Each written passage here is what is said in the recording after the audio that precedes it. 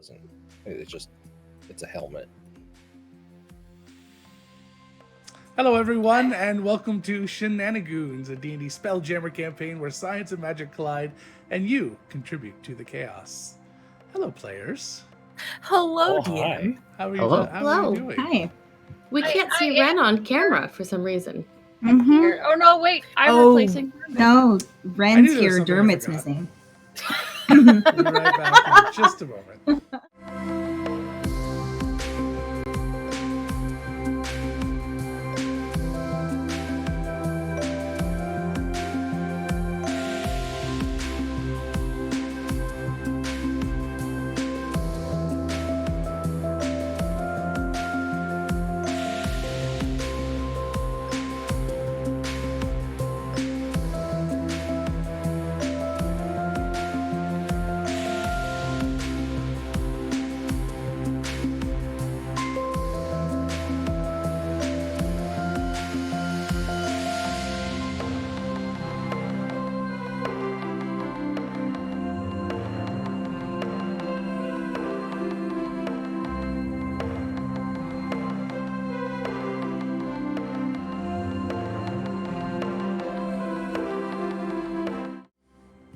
Is that better?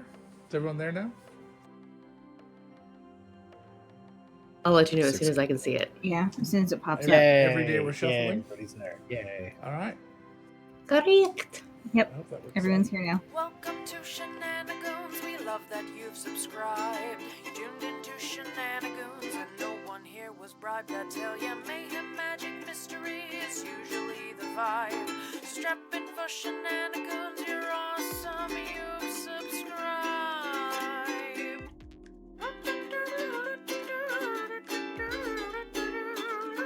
Fitting, Angela. Fitting.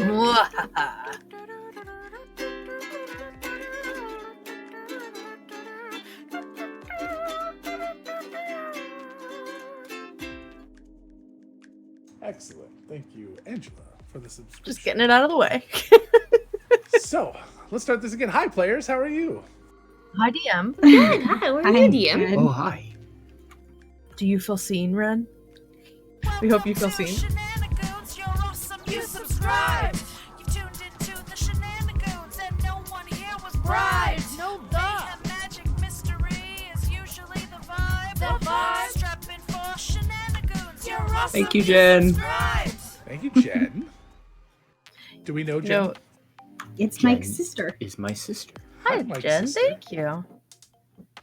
Thank you. They The best part about that is my audio switched those songs on me once I muted OBS. Everything was fine, but that's what the order I heard them was. I don't understand. I started doing this and then realizing that like the uke song was on there. I was like, oh, I should calm that down. I should take that down a notch. I really want to know why you hear it differently. It's so weird. I muted OBS. It's fine. Yeah, it's weird.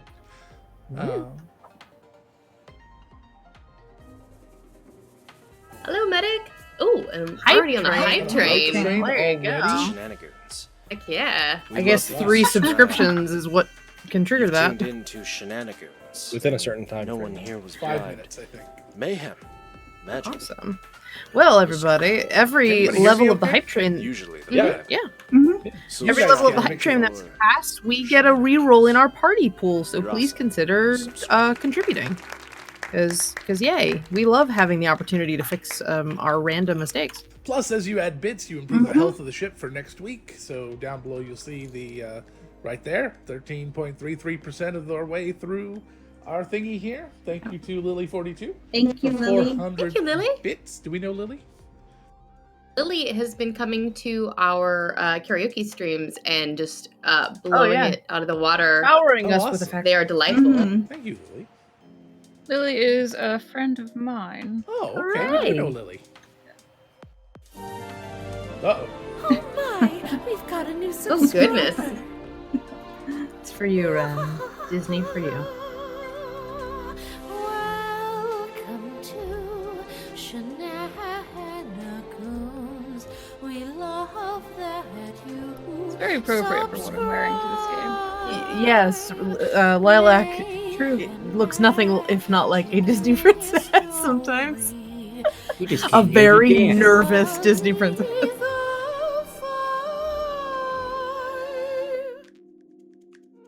Holy crap, Tess. Ren, did I tell you that I sang from Enchanted last week for karaoke? Oh, no, Just you find didn't. who you love with true love's kiss. Oh, goodness gracious. I love it. We are 9 Haven't minutes even into our stream, started. and we're halfway through our ship goal for the night. All right. Amazing. That is And on that is level, two extra. we're starting level 3 of our hype train. That's Nice. amazing. That was very, Hi very guys. Did you cool. miss Let's us? We go missed for a you second. too. Yeah. Were we gone? We were here last week. It Yeah. just feels Okay, like we it's can been a skip. It just- month. yeah, well, that's there's all. that. Every week feels It's like a because month. Ren's back. And Ren It is wasn't because Ren- here, Ren and was so not it here. felt Yeah, like it felt only empty half an and hollow. episode. We're very glad. We're very glad you're back, though. It was chaos. It was a little bit of Uh-oh. chaos, yeah. It was. There was Medic zucchinis said, everywhere. I have saved up for this for a long, long time, Uh-oh. and I've Oh, never seen what Lord. happens. Oh no! I am- I am unsure where this is going, Oh, Medic, and I am afeared. This might be a good if you're doing what I think you're doing. Oh. Off This might be, goes the peanut. oh, nice. All right, so we Well, open. We will get to that Open as seat soon as with- the thing, this whole thing starts. That's amazing. All right. The curtain rises on Peanut hawking up We something. haven't even done our intro video. I haven't even done my spiel yet. We've done nothing, and we're already fundraising like crazy. So those of you out there guys that are amazing. may be, yeah, you guys are awesome. This is incredible. Still in our hype train. For every level we beat in the hype train is a reroll for the players. Goes in the reroll pool. You can also spend $5 with the tip this show button down in the doobly doo top left for most people. And that will allow you to donate $5 and give the reroll to the players or to me. I've got one floating around here still, which I forgot about last week because I don't have the die in my thing anymore. And you can donate $15 to, I have this on my little thingy here, $15 to do a Wheel of Causality, which will inflict some minor improvisational pain on a player of your choice for the rest of the session. Some of them are just one-offs, and most of them now we're kind of leaning into this idea that they're going to happen over the entire session. $25 allows you to introduce an NPC, such as Jeremy, the amiable astral narwhal, and now Princess Princess Courgette Zucchini of the Zucchinis. a sentient zucchini that was introduced last week by our very own Matthew. Who speaks telepathically. And then $50 is the And it's DM bitchy. Machina, which allows the players to have 30 seconds of DM power at any crucial moment that comes up. So, allowing them to probably completely and ridiculously destroy the game. Bits improve the health of the ship. We're already at 83%, so we're just a very short little hop, skip, and a jump away from our upgrade, which will be this week. You only got a minor bonus. You did not make it all the way to upgrade this week, but that's okay. You did not deal with a failure or a disaster, and that's that. And then, of course, at any time you wish to know those things, you'll see right below me there's a little rotation with all the players' new stats. They leveled, which we snuck in under the wire. You'll also see Curie's updated art, I hope. Yes. Got all her bling. She got her bling. And I'm so happy. you can type in the codes of the players or their characters or whatever they are in the thing to do the thing.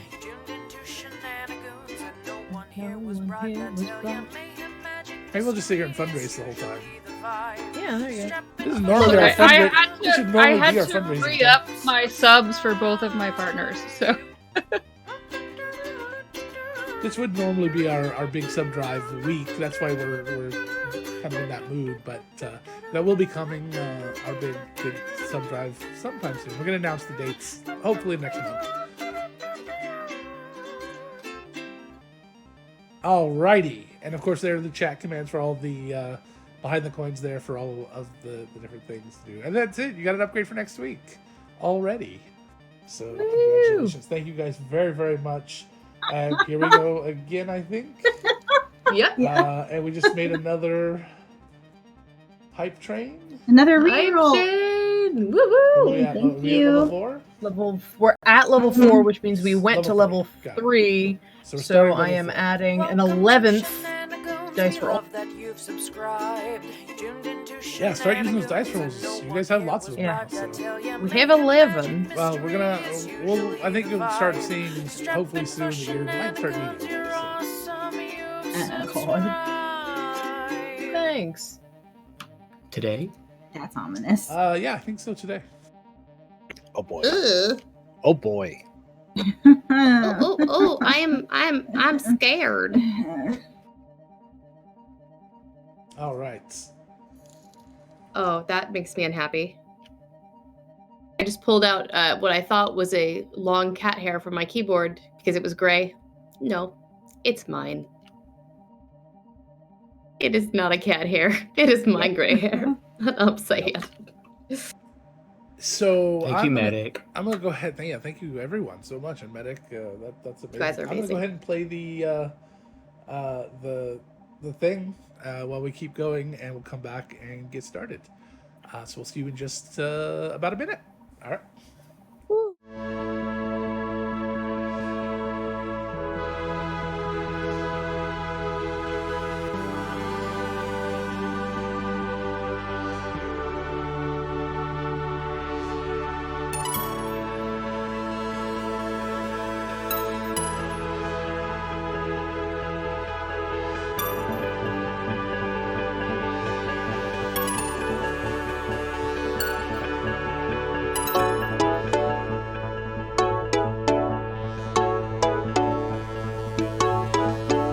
Sailing the stars in search of a harbor.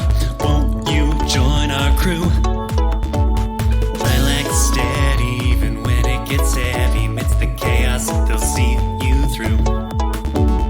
Dietrich's disdain hides a gentler refrain to keep our spirits up.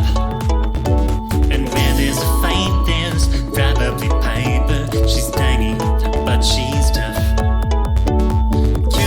Find what's hidden inside, discover secrets big and small. And there's Flora to smile through the horror and wonder of it all. Dermot the bear moves through his vacant stare, but they will fluff you up. So won't you come along and wish us luck?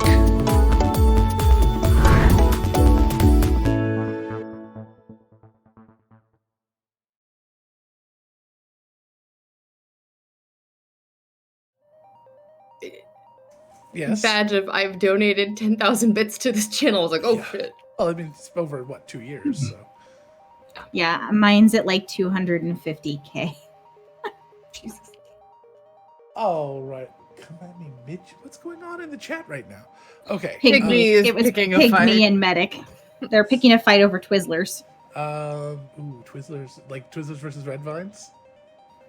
Yes. Like That's Pygmy a- said she has dangerous. Twizzlers, and Medic said gross. Eee. And that Twizzlers versus Red Continued Vines on from there. can be a heated debate. Red I'm vines over Red Twizzlers, but I Vines. will not harsher squee. agreed. Yeah, I'll always choose Red Vines over Twizzlers, but I'm not gonna diss someone for wanting to eat Twizzlers. I've never with had Medic. red vines. It's like Gross. I'll eat cherry Twizzlers versus as- strawberry, right? Yeah. Is that the Well, there's a texture difference, and yeah. Sure. So you know what? So we're gonna focus in on the captain and get started here. Who's Logan Matthew's apparently- a little quiet. Matthew, yeah, Matthew says I you're a was little quiet. grumpy because it says I've only cheered Okay, I 100, thought and I I might be a realized little it's bit- because it's the new account and not the old account that I used to be subbed on.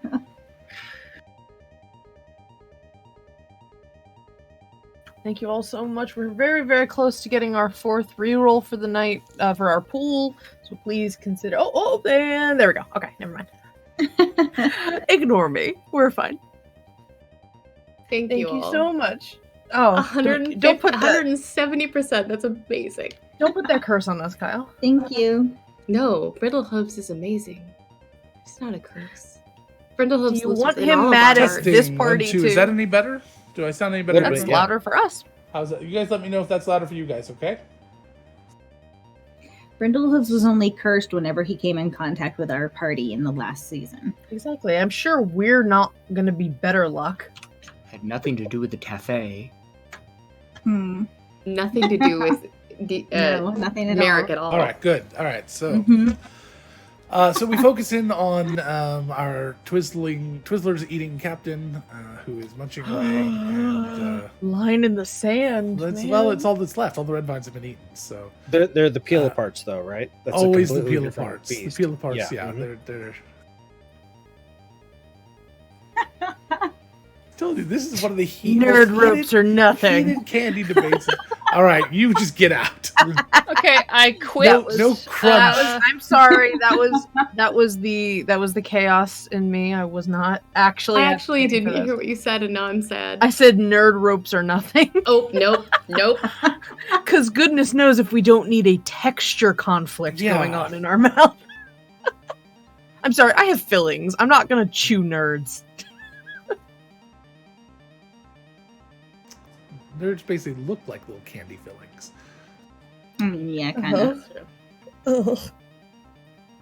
All right, and on that note, we zoom in on the captain, who I'm completely not prepared to do, but that's all right. So I always do. You have to. She's an elephant.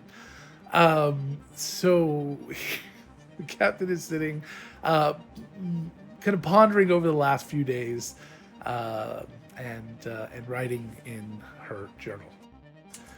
These last few days have been most difficult. In addition to several new pets, we picked up another random passenger, a sentient zucchini who claims to be a princess. I've also been informed that Felix, our arcane ship's guide, is nothing more than a monodrone that was locked in one of our rooms at the behest of the goblins who built the Cloudbreaker.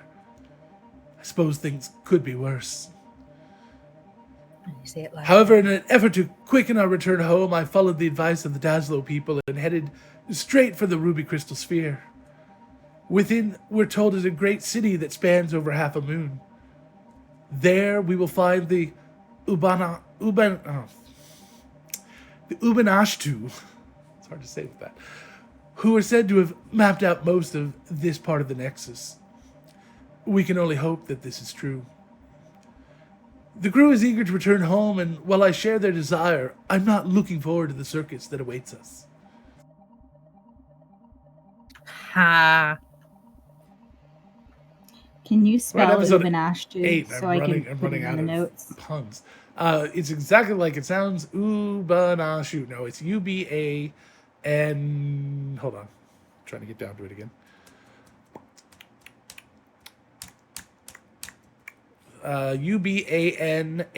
Ubanashtu. Ubanashtu. Okay. So the Cloudbreaker is rapidly approaching the Ruby Crystal Sphere. Within it is the planetary system that will house the moon of the Ubanashtu. What are you doing? And you have your guide. So once you've spelljammed through the Crystal Sphere, you will have the opportunity to scan over one of the planets of your choice. You'll find out that it's only the moon that seems inhabited, so it'll be easy to choose which one, and you'll get some information. You'll be able to ask a couple of questions.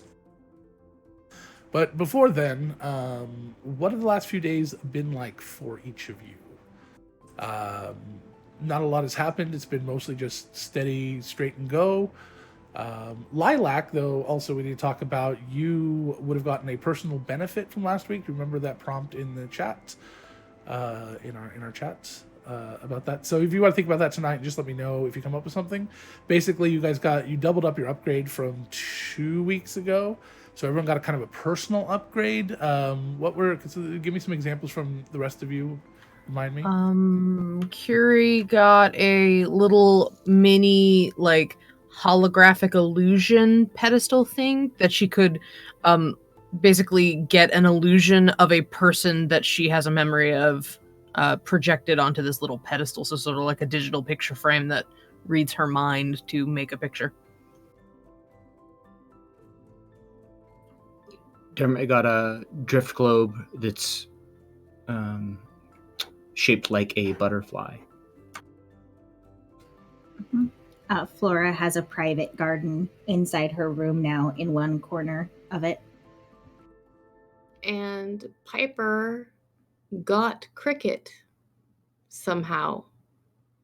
And There's not a large snail. upon closer discovery, it is her Cricket from home. It's not a replica, so Yeah. I'm not quite sure how that happened. Cylons they look real. Yeah, at least as much as you can tell. Yeah. It is a snail. It is a snail that ticks all the boxes for Piper of what would constitute as Cricket. So at that point, does the facsimile even matter? So this means that she needs to be less salty, yeah? Right, it's just not Yeah, safe around. Not safe. Yep, not safe. Not safe at all. We should just dump all the salt on Courgette and pickle her. Jesus Christ. Oh, All she Secret, was instrument demanding. got it can make the little trinkets that you get with prestidigitation, or you can make little small objects that disappear. If he uses prestidigitation while playing the weird instrument that he got from the kobolds, it becomes permanent. It's like a shoddy facsimile of the item. Now we just have to work facsimile into the show one more time for a solid 3. Challenge to everyone. All right. We've got 2 gods in the party. I'm sure that, there'll be a lot of metaphors and facsimiles. There you go. Thank you. It was a bit of a stretch, sorry. I'm done. Facsimiles would have. Yeah, okay. I'll allow it. So what have the last few days been like for you of traveling? It's been anything in particular that you've been concentrating on, you've been focusing on? How are you keeping busy? Flora, there's only so many times you can go over your garden per day. There's only so much to do. Piper, there's only so many times you can punch the bag. What is it? Untrue. Get tired after a while. Piper probably actually visits Niesel a little bit more often after their heart-to-heart. Sure. Especially now that Cricket is back. She's probably spending more time over there playing with Cricket and his new creature, which I don't remember if they got a name yet. I don't think so. Nope. He was waiting for the right name. Yep. So for the fuzzy, tentacled, floating adorableness. Okay.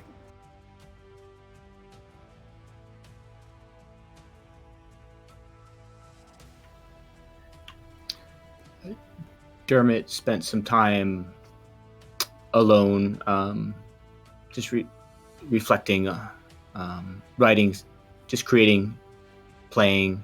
Is there a crow's nest on the mast? Yeah. So he went up there. Okay. Yeah. And spent when he wanted to be alone. Yeah. Flora's actually, besides working in the garden, probably been doing some training with Lilac and Piper. She's not very strong, so she's not good at hitting the bag, but she's good at dodging the punches. All right. Curie spent a little time sticking her nose in business that didn't concern her. She chatted up Darcy a lot and tried to engage with him about the stitching hobby that he seemed to have picked up recently. Clearly just trying to be nosy. So a lot of the time, actually almost every time you go and try to talk with him, Mo is actually in there with him. And when you try to talk to him, Mo actually responds a lot of the time. So you run into kind of this issue where Mo really likes to gab. The phrase "stitch and bitch" comes to mind, whereas Darcy's kind of more concentrating and enjoys doing kind of meticulous and focused work. I was going to say, Lilac, if you checked in on Darcy at all, you find out that he has a new companion. This Modron, if you're familiar with the term, Mo, which you met, of course, earlier in the campaign. You've gone for 1 week, and I'm like, think you're brand new, and so I don't know why. I have no object permanence with players, it seems. Like Red's gone forever. Modrons are like my favorite minis to paint. They're really cool looking. Like the little basketballs and tennis balls, and a tennis ball Modron would be amazing. Just put a googly eye in the front of a tennis ball, stick some toothpicks in it, you're done. That's how you grow avocados. Okay, then. That's by sticking toothpicks and googly eyes on tennis balls? Mm-hmm. All right. I'll take your word for it. I've never grown an avocado. So, but if you do check in, Mo is there quite often using the sewing machine that Darcy purchased a while back from the Dazzlo people. So that Darcy leaves his own room to get some space, but the captain has promised that they'll find after the red sphere, they're going to find some room to set up a kind of a seamstress area, because Mo has offered to allow these wares to be traded and sold as part of the ship's crew. He really wants to just finish these projects that he's been working on for a long time. Mood, Mo. Mood. I think that since Lilac had spent a few days in their room, so the last time I was here, Lilac had a little bit of a tantrum. And so, spends a couple days in their room doing some soul searching, some reading, maybe some, communing with weird books. It's fine. It's normal. It's okay. But I do eventually emerge to attempt to awkwardly apologize to Piper, and awkwardly and briefly thank Darcy for the pillow. Yeah. All right. Yeah, progress. All right. I think that's perfect. As you continue on this journey, yes. I don't think Kyle did Dietrich. Oh, Kyle, did you have something? I didn't think everyone might have something, so I wasn't. Oh, okay. I thought everyone had to go. Sorry. But if you got something, he's been laying low. Dietrich's been laying low. After inviting anybody into your room to take a look around. It's always, the lights are always out when he leaves the room. Mm-hmm. So did you fix that little problem of yours, Dietrich, or did you just leave that? He only goes in to get changes of clothes, and then we'll depart. He's been sleeping elsewhere. Does he lock the door when he leaves? Of course. Okay. Does that matter? No, just To kidding. most it does. No, I don't think Curie would do that without duress or a strong reason to do that. She doesn't just casually break into her friends' rooms. Just land. I guess She might point a kobold or two at someone's room, but she won't do it herself. so. Even though I can't find my fizz wrap, I'm really sad about. There's also the bird, who Lilac does take up to the deck to let fly around. So you notice that as you take him up to the deck, it almost looks around like it's kind of in awe of what is around, but it doesn't really fly a lot. It will fly around, but it does not it'll fly over to the edge of the ship and kind of look around, but it doesn't fly out past the edge of the ship or anything like that. Oh yeah, I'm gauging this on I let my parrot out of the cage, Sure. and he hops from the kitchen counter to the floor and to my shoulder. Yeah. This is my level of bird mentality I've got going on. So I'm not doing falconry with it. Yeah. Go, carrot, fly. It's also not a domesticated animal though that you're aware of, but yeah, it seems to be very wary of flying in general.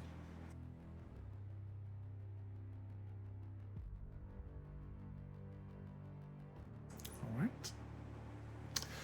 So,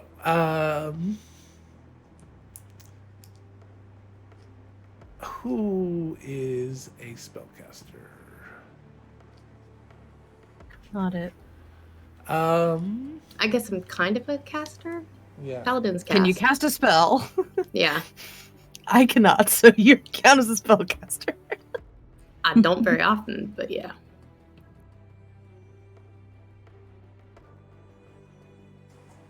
Dermot. So the captain has selected you to be the first to start retrieving spell jamming training for some reason, and has asked you to come up to the bridge and have a level 1 spell prepared. Doesn't matter what the spell is, at least as far as they can tell so far. Okay. As you arrive on the bridge, the captain greets you. Oh, Dermot! Excellent. I'm glad you're here. We're approaching the ruby sphere. Oh, okay. I could see it from the nest. Yes, and you can see it from here. And she kind of points to the helm of the ship, the big steering column, and steps away and kind of points for you to take it. Oh, I get to fly? Yes. Oh, okay. How do I go faster?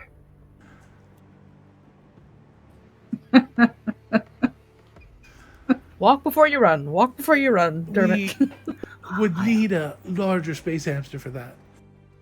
Oh, okay. I can. As it stands, Peanut needs to be downstairs running on the wheel with someone. So who is Peanut and is going to be running on the wheel down there? I guess shift? Flora. Okay. Once we have a larger space hamster, whether through finding one or Peanut growing up, we'll be able to go much, much faster. But for now, this is what we can do. You can also spend more spells to go faster, but I don't want to waste them. The arcane energy is so precious and necessary for everything we do on the ship. Yeah, and you know, it takes effort to drum. I would get tired if I wasted them. Yes. So I wouldn't. I don't get tired. I was kidding. All right. Let's go. So as you approach the crystal sphere, the captain will instruct you on how to activate a spell jamming ship. And so what you do is you're going to command the helm, and it's going to be a little different for Dermot because you're not actually casting the spell. You're just infusing the energy into the ship by activating the ship as a magic item, basically. So it's like activating any other magic item. There's no command word, though. It's just more of a force of will. So first thing I need is a charisma check from Dermot.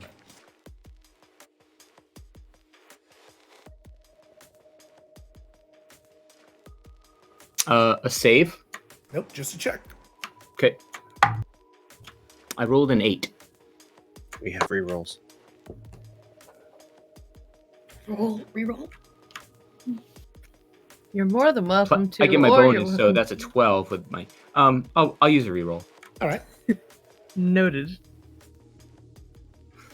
Remember, rerolls are take the second one no matter what, even if it's worse. Unless it's a part of a advantage or something. That is worse. That's why I got that in there before you rolled. A total of a 9. No. Oh. Is that your final answer? I don't know what's gonna happen. How curious are you to find out? Yeah, can he use another reroll? Yeah, of course. Yeah, they're available. You can reroll. I hate to you do can this. reroll, Okay, reroll. one more. This is Okay. it, and then I'm This taking the feels result. vaguely important to get right on the first try.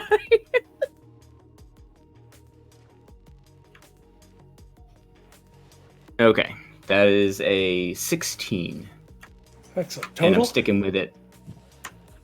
16 total, including your bonus? Yep. All right, so Dermot, as you infuse, and are you only using a first level spell? That was what was required. That was what was mentioned. Yeah. So unless it was told, unless they were told otherwise, he would have used a level 1. Yeah. All right. And which spell becomes the kind of focus of this energy? It was going to be silent image. All right. So as you focus this, the energy into the helm of the ship, you get this weird sensation of the world kind of sinking away from you. The walls seem to almost stretch. And in front of you, as you look out past the helm at the very large crystal sphere that you're rapidly approaching, you see that the crystal sphere starts to kind of twist and kind of stretch itself. And then this sort of weird hole opens up in it. But it's not... It's sort of a swirl, and then it kind of becomes this hole of this energy. And you see within it this darkness.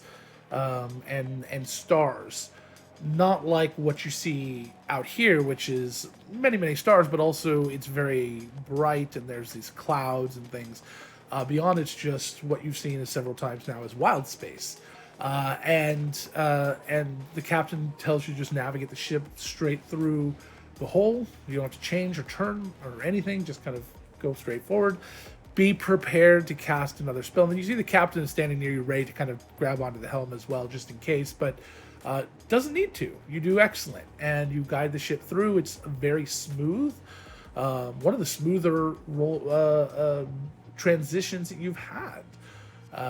And as you get through to the other side, there's this moment that you're passing through the hole as the red kind of fades past you, where you almost see red for a moment. Like everything goes tinted red and then back normal, just for a split second, as you feel passing through that barrier.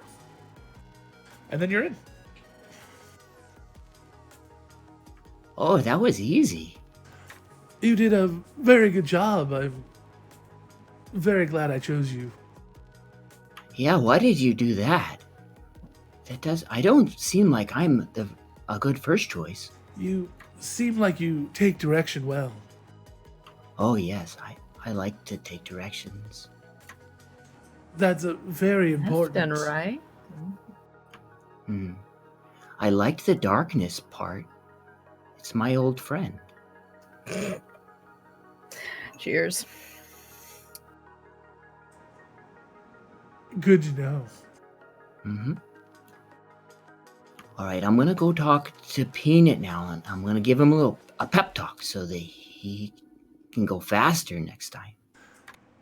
Excellent. I'm gonna feed him. I'm gonna feed him extra snacks too, so he can grow. So he kind of nods and lets you off, takes the helm.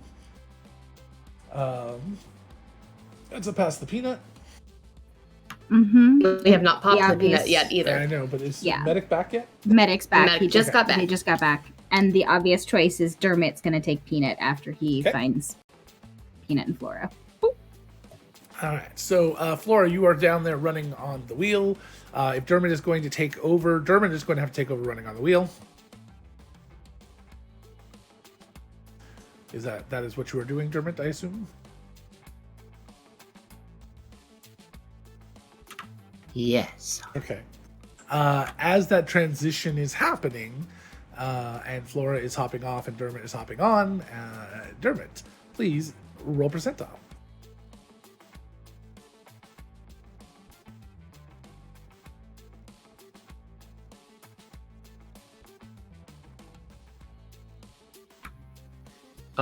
Just 3.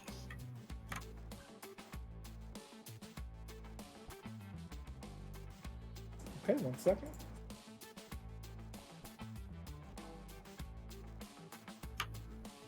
Peanut, can you eat and run? I brought you a little snack.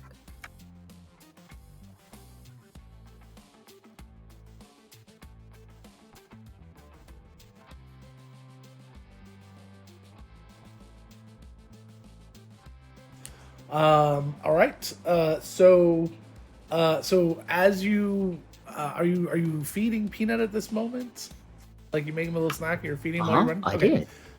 As you go up to feed him, he kind of glomps and sneezes onto your finger. And when he pulls away, there is this weird sort of thatch paper cylinder attached to one of your fingers. I don't know what's happening. He's wiggly. He's very wiggly. when He's he very eats. wiggly. Mm-hmm.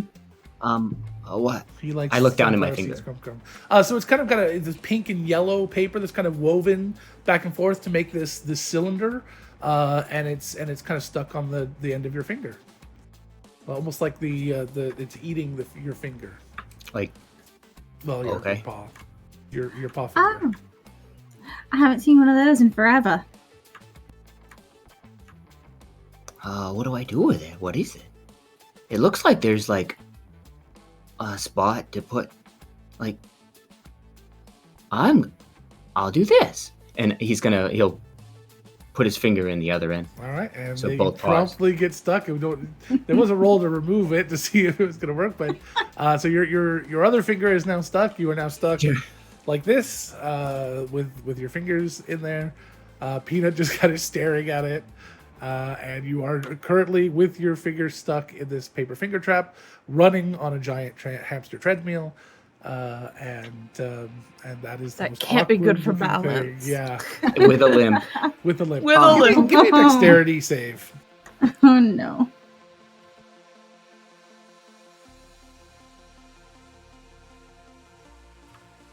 $14.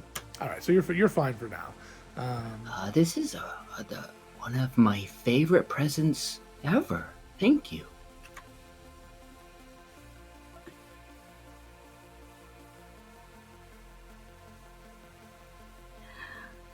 Don't worry, Dermot. I promise we can get it off later. It's just a fiendish finger trap thing. They're pretty easy to remove if you know the trick. All right. Well, I like it now. It's kind of entertaining. All right. Well, we could take it off later then when you're not using it anymore. Oh, did you say fiendish? I don't like fiends. Maybe you should take it off. Well, it's a bit hard when you're actually still running on the wheel. You're gonna have to push your fingers together, and then once you push it together, it opens up the tube a bit so you can get your finger out. Okay, so what he does is he pushed them together and at the same time, and now they're further stuck. Oh, okay. I'll meet up with you later. All right. Don't trip.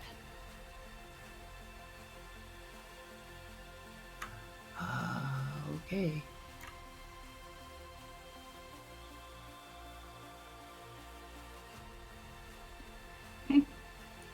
Flora heads off to wherever. I don't know what I'm supposed to be doing now that I'm not running on the wheel with Peanut.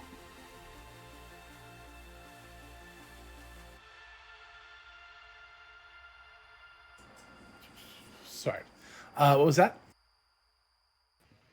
The trade has happened. Dermot is running on the wheel with Peanut, and Yep. Flora leads. All right. So after a little while, another hour or so, you start to approach the planetary system that lies at the heart of the crystal sphere, and you have your opportunity to use this scrying technology to take a look.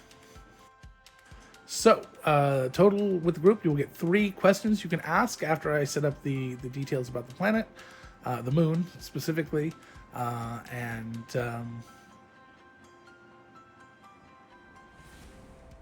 it's fine. And so I'll do that now. So 3 questions, so you can start thinking about those. So, as you approach the moon that surrounds the largest planet in this system, it's the only one, as you've flown by the others, that seems to be inhabited at all. And there are structures that span over well over half of this moon, and it's a small moon, but I mean, still, you thousands of miles of structures.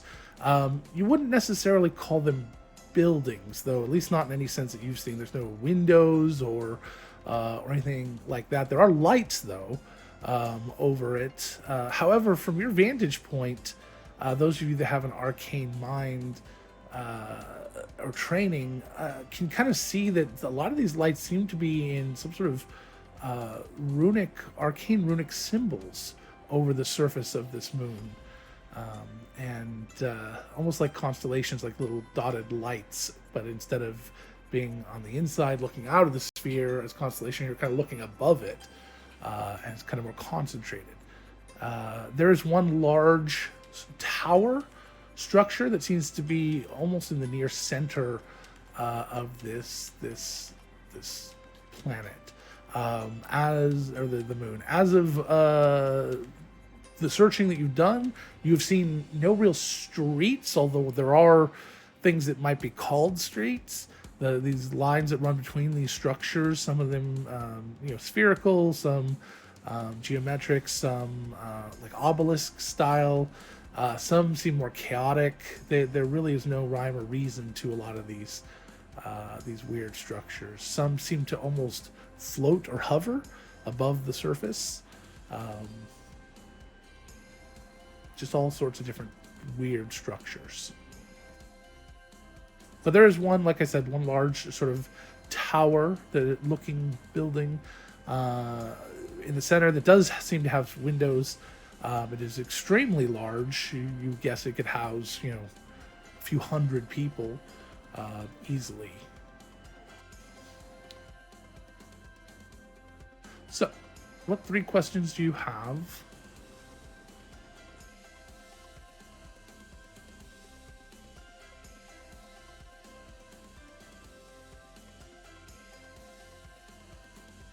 Can we see people? So as you have the scry look a little closer, you do find one person. There's one person that seems to exist within the tower. They appear like a sort of like an insect, like a praying mantis, like humanoid. With 4 arms and 2 legs.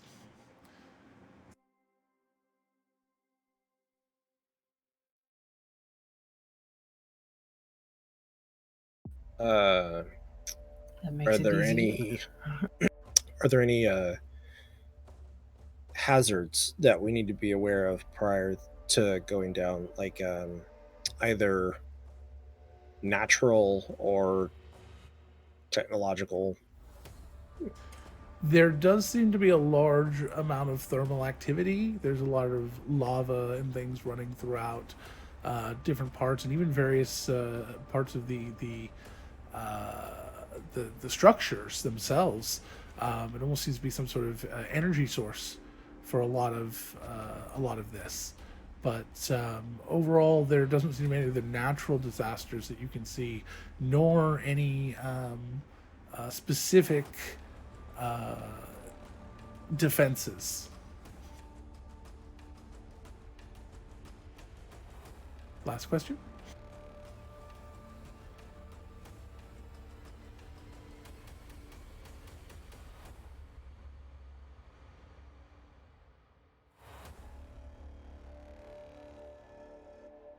So we know there's a person and we saw what hazards are there. Is there anything else that we need to know before we go?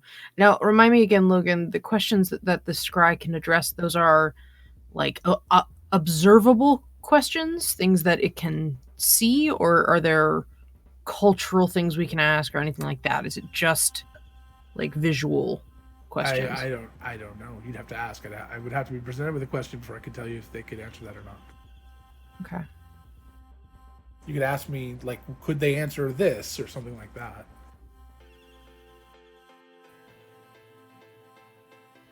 Because I think this might be drilling too far down for this sort of thing, but the question would be like, what would a transaction for those maps be like? Like, what kind of trade might have to happen to get that information? So From them. that actually I can answer in a different way. When you were speaking to the Daslo people, they talked a lot about dealing with trades with the Ubanashtu, and they said they trade just like anyone else. That they have different various needs and wants at different times. So. It really depends on what they need at the time. Sometimes it comes down to needing rare components. Sometimes it's tasks that need to be performed. Just all sorts of things. So you still have one question? I got a freebie.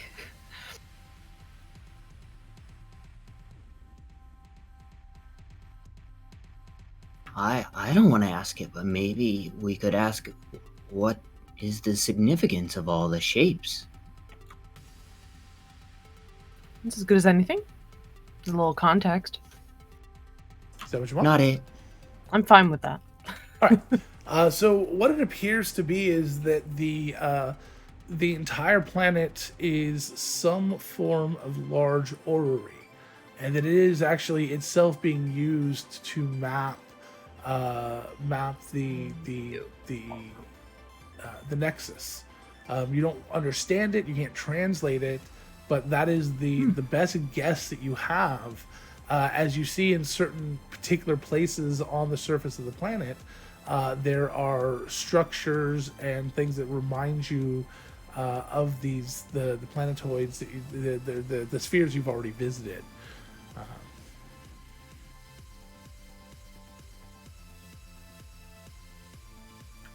It's a giant cool.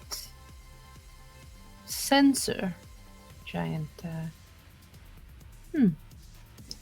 It's like one of those giant things they have at the Birchfield where they got like all the planets and stars and stuff spinning around. Astrolabe? That's the thing. Planetarium.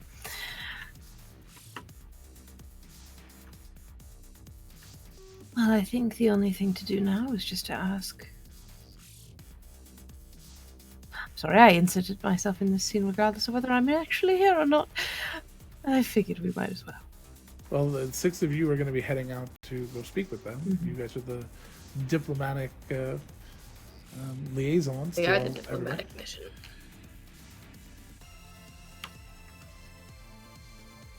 Right. Well, guess we should grab our supplies then. Okay, Flora. Yes? Oh, well, I was just... We're gathering supplies, and, I need to go with you. I'm a supply. And you're Alright, certainly that's in not a problem. demand, dear. Do you want me to help you get the finger trap thing off now? Oh, it'd be a... Mm-hmm. Yep. Here, I'll hold Peanut while you do that. We just got to pass the peanut. Tessa was on top of that. I don't know, if you leave it on, maybe you could, you bring with you an air of mystique, like people are wondering if they're missing something, and you're clearly in on something they're not. But he Oh, can't well, play his drum if that's he's got his true. fingers trapped. That's true anyway. Fine. Mercury.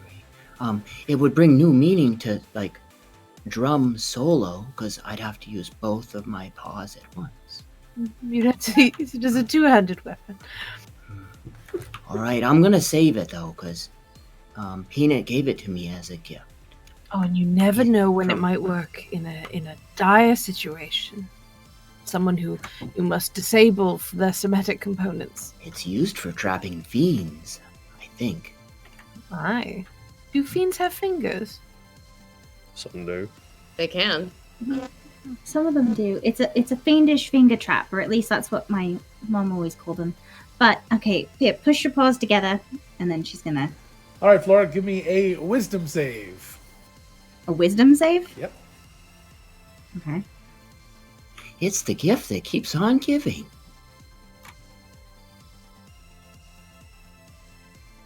17. So you successfully get it off of his fingers. Here you go. And she hands it back to him so he can put it in his bag. I do so. All right. I don't suppose we can convince you to stay on the ship, Peanut. Good luck. Yeah, We've tried that before. that's true. I'm just glad Cricket is okay with staying behind. Well, I mean, Cricket might be chasing after us, but we wouldn't know until we got back. He'd move all of, 4 inches. That's true. You say that, and Piper just kind of, not Piper, you're Piper. Lilac just kind of like takes 2 steps back and hopes nobody notices that the bird is still on their shoulder.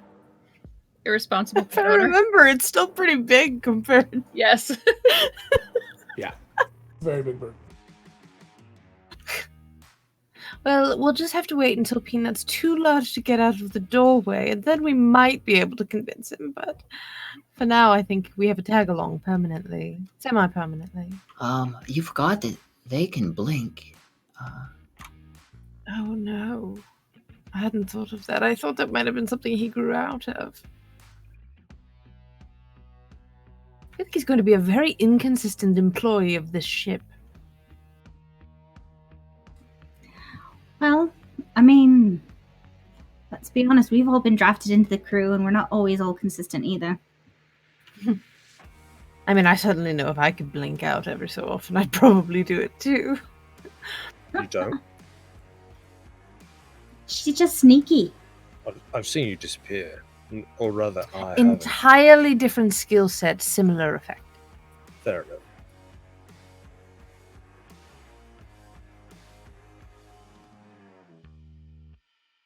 Piper just like starts absent-mindedly stroking Peanut's head. I know, right? It's such a comfort. Oh, yeah.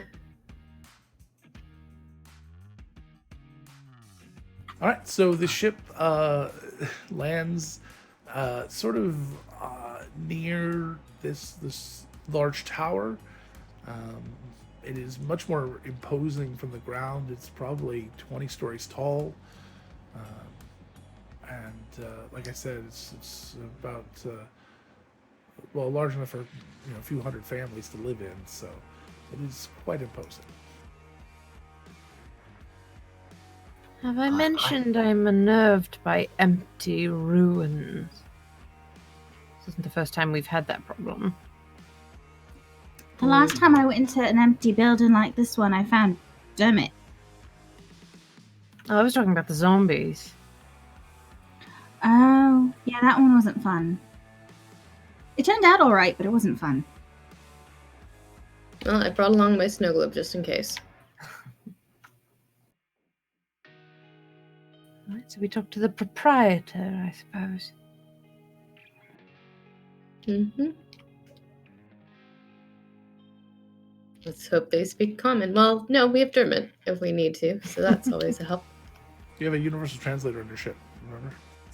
One of That's your right. early Yeah, it's good to go upgrades. now. Mm-hmm. I'd forgotten. I forgot That's if right. it worked away from the ship. Yeah, do we have like Tricorders. walkie-talkies or whatever to the ship? I was trying not to say that. Do it. You Who know, you need cares? So on the sending or notes. something like that. Okay. Right. All right. How close did we park to the giant tower? You said Pretty it much was right out landed front. nearby, but okay. Just right on the curb.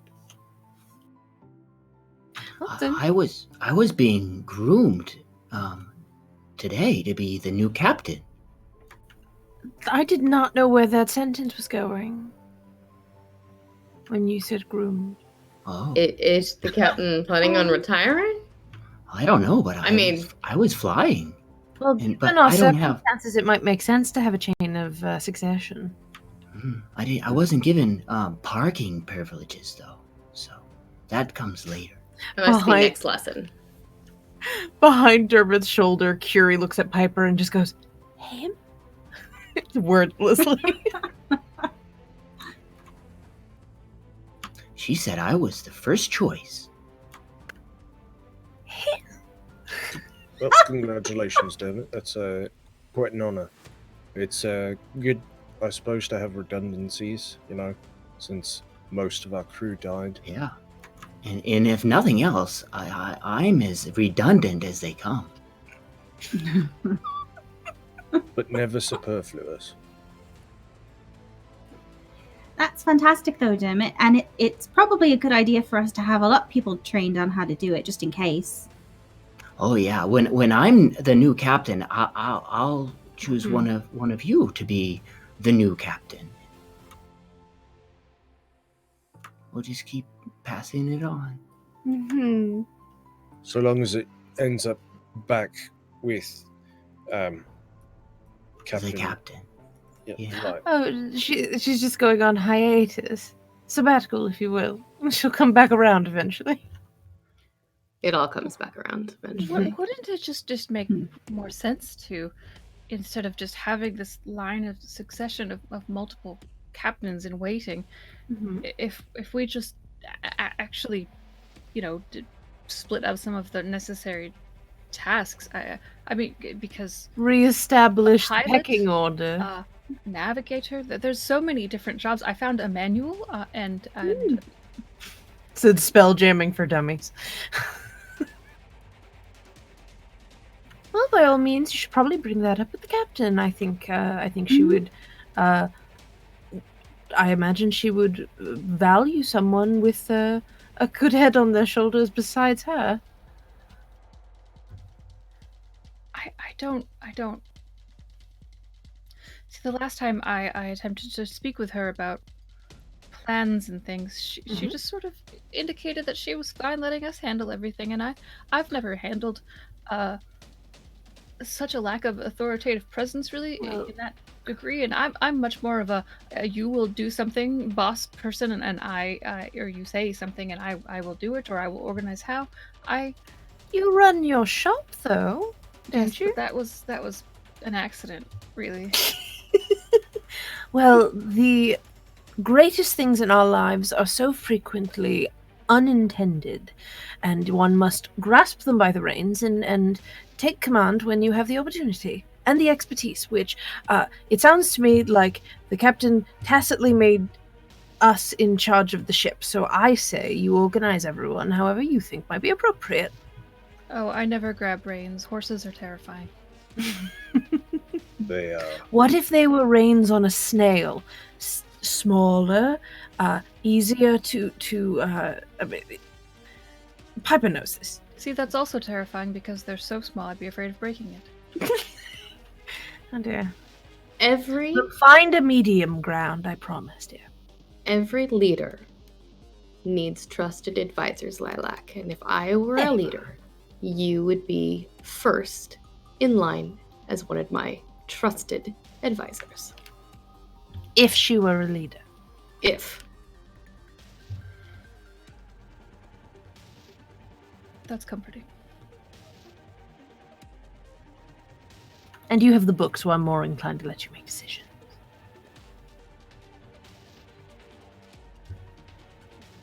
Lilac Kieran's will just way sort of too like happy. hug a book comfortingly. Along That's with the the hammer. shall we? Let us away. Oh, I'm not going Sounds first. good.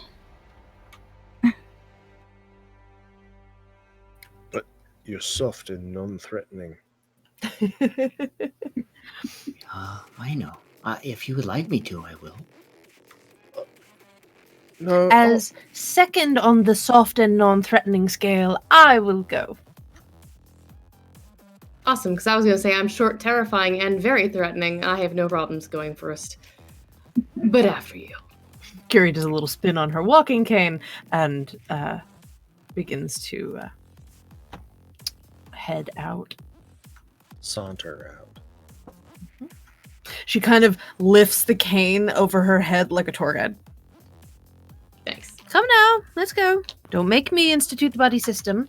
Do you walk backwards like a college tour guide? Like Willy Wonka. Oh, now I miss. I my don't do the school. somersault, but I was very tempted just now. I Buddy system feel didn't like work too she- well for them. Like, come on then, spit spot, and off we go.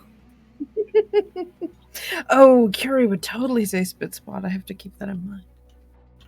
So you start to head up these very large steps made out of some sort of sort of dark metal that you are not really familiar with, and you're only starting to realize that it was metal, not stone, because of how cold it is. As you continue up these very large steps, this double doors.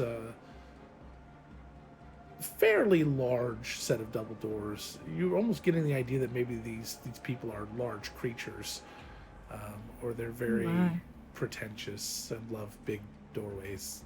They cannot lie. So these doors seem to be made out of almost like marble, but they seem well. What do you do? So you've got two very large double marble doors with large with these handles on them. The handles are reachable though. No. I would like to inspect the door to see if there is anything around it that might indicate a doorbell or a knocker or something. There's some latches, but there doesn't seem any doorbells, doorknobs, pulls, hangs, buttons, nothing like that. Seems like it's sort of a see-it-yourself situation. She knocks the door. She just gently, like, sort of testing the thickness and of the door. I am fairly certain that I will be completely useless in trying to open this. And she steps aside and just kind of. As you knock on it, there's very little to no sound, as it is a very solid, basically solid stone. If anyone would like to take a go at it, you're more than welcome. What if one of you two with a hammer, perhaps? Try knocking a bit harder? Lilac will politely sort of raise eyebrows at Piper. And Piper gestures at all means. All right, then. And Lilac will try the door. All right, so as Lilac reaches up a little taller than you would like, but still within your reach, you grab onto the latch, and as you do, the door almost instantly starts to open. It swings very freely on these hinges, and it's almost weightless. But you can tell it's a very heavy door still. There's a lot of mass to it.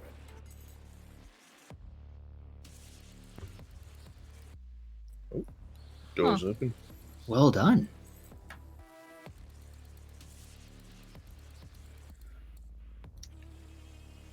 Trusted Right. advisor.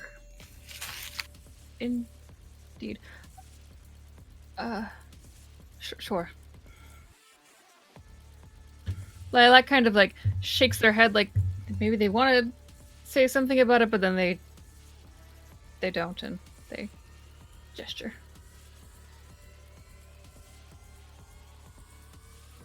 So who's going in first? Should we announce ourselves or something? I mean, we don't know where the person is.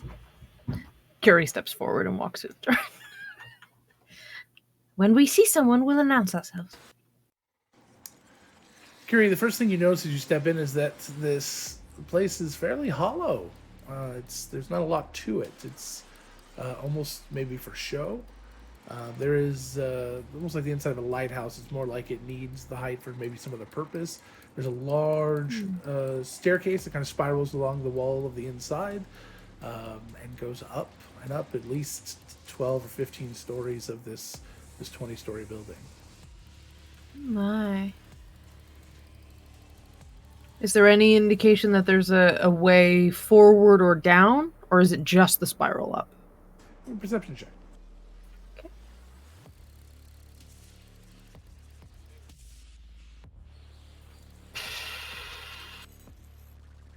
Perception check. I'm gonna use a reroll. Okay. Because that was atrocious.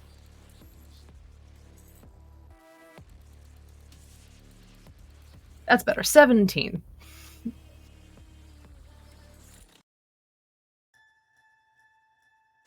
So as you're looking around, you do see that there's one section of the wall that and the floor that seem way off in the distance, away from the door and the staircase, that seems to have some sort of weird texture to it.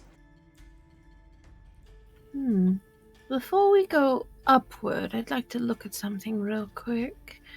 And Curie wanders over to that wall. So as you get closer, what you see is this sort of weird, organic sort of structure that kind of covers part of the wall, almost about 10 feet by 15 feet. It almost looks like somebody's doing like maybe paper mache here. Into a kind of a large sort of sphere. But then it's attached to the wall, and as you kind of look around, you see on one side as you come around, there's this large opening on one side, and it looks like it's kind of like maybe a little cylinder, but very organic looking. Curie very gently runs a finger across it to kind of get a sense of the texture. So as you do, it's very kind of it's sturdy, but kind of delicate as well. It's very kind of feels kind of paper-esque. You feel like you could grab it and break it and crunch it with your hands, but it takes some effort. But it seems semi-delicate. The scrying said that our lone resident was insect-like, didn't it? Maybe this is a cocoon of some kind or a home. Curie kind of wanders over to the opening and looks. As you get to the opening side of it, you see that the opening is not just an opening into this kind of sort of cocoon-like shape, but it seems to go down past the floor. Well, I'll be honest. Large enough for you to be able to walk through easily. I always find that the unofficial entrances to places are far more interesting and illuminating. I propose we go that way. And I propose we go up. Well, it appears we're at an impasse.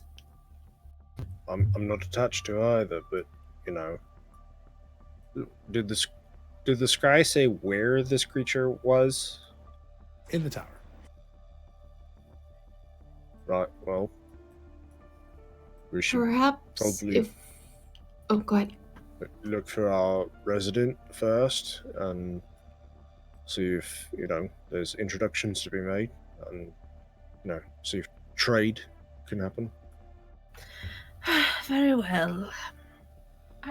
I'm kind of with Dietrich because I feel as if, we've just waltzed into somebody's living space, presumably, and I mean, I suppose we should at the very least attempt to give some sort of a holler that we're here before we go, checking out the basement.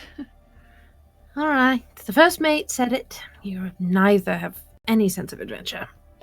And she'll scoot everyone. All right. Well, no, it's not adventure. It's rudeness, really. But I don't want to be rude to you by saying we don't want to do your idea. So no, it's absolutely fine, and I very much appreciate you not correcting my first mate comment. And she walks by Lilac. First mate comment? What?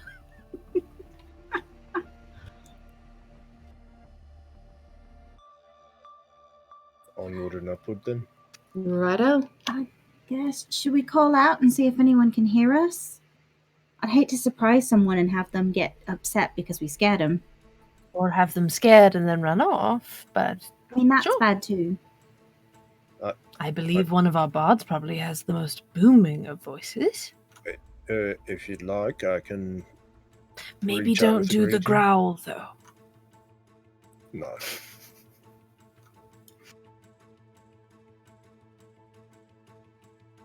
Any objections? No, Dietrich will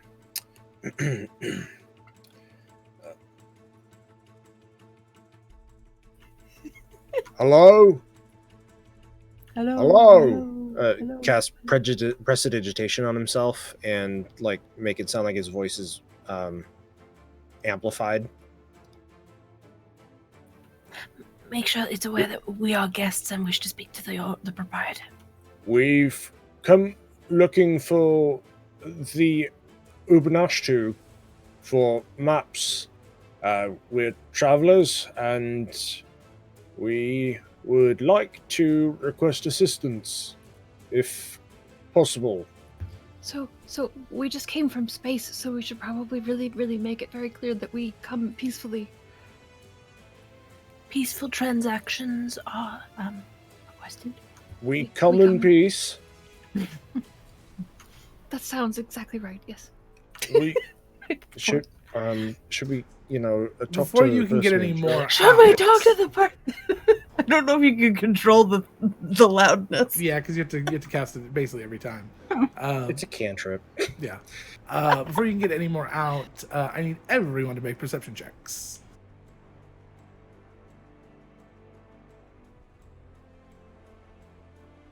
18. 14. 16. 17. 15. Oh. So 16s and above, you start to hear. Sorry, 15s and above, technically. You start to hear kind of a buzzing sound, almost like an electric hum. Electric, not insect. Well, All right. So could be either. 6 one way, half dozen the other. Okay. That might be good or bad. What will? Shh. Listen. Curie has her cane, but is like sort of fiddling with the handle a little bit anxiously, like twisting it. Yes, Dietrich. Hello? We'd like to speak to your leader. So the buzzing is definitely louder now, and everybody can hear it. Dermot, is this a language, perhaps? Oh, let me listen. Yes, you have to be really quiet and focused, and then you might be able to hear it.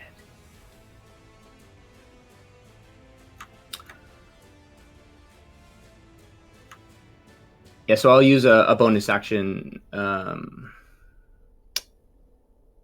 and for 10 minutes I can. No, this isn't. It's the other way around, Angela. Oh, one of you, Dietrich can understand it? understand. I can Okay. talk, and they can understand me. Curie says it to the group that it might be a language of some kind. We would have gotten that already. We've got the true. doohickey.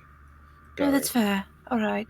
I mean, that doesn't mean it's some form of communication that might be not strictly speaking a language, but you know, like a rattlesnake. Like some sort of welcome call? Sure. Are you guys Like a continuing up the welcome stairs? call. Might as well. Yeah. I mean, what else are we going to So do? this stairway is basically 10 feet wide, built up off of the wall as it spirals around this very large structure. There is no railing or anything. You guys are about halfway up when the sound starts to fill this chamber even more. And as you look down, you start to see these creatures coming out of this sort of paper-like hole.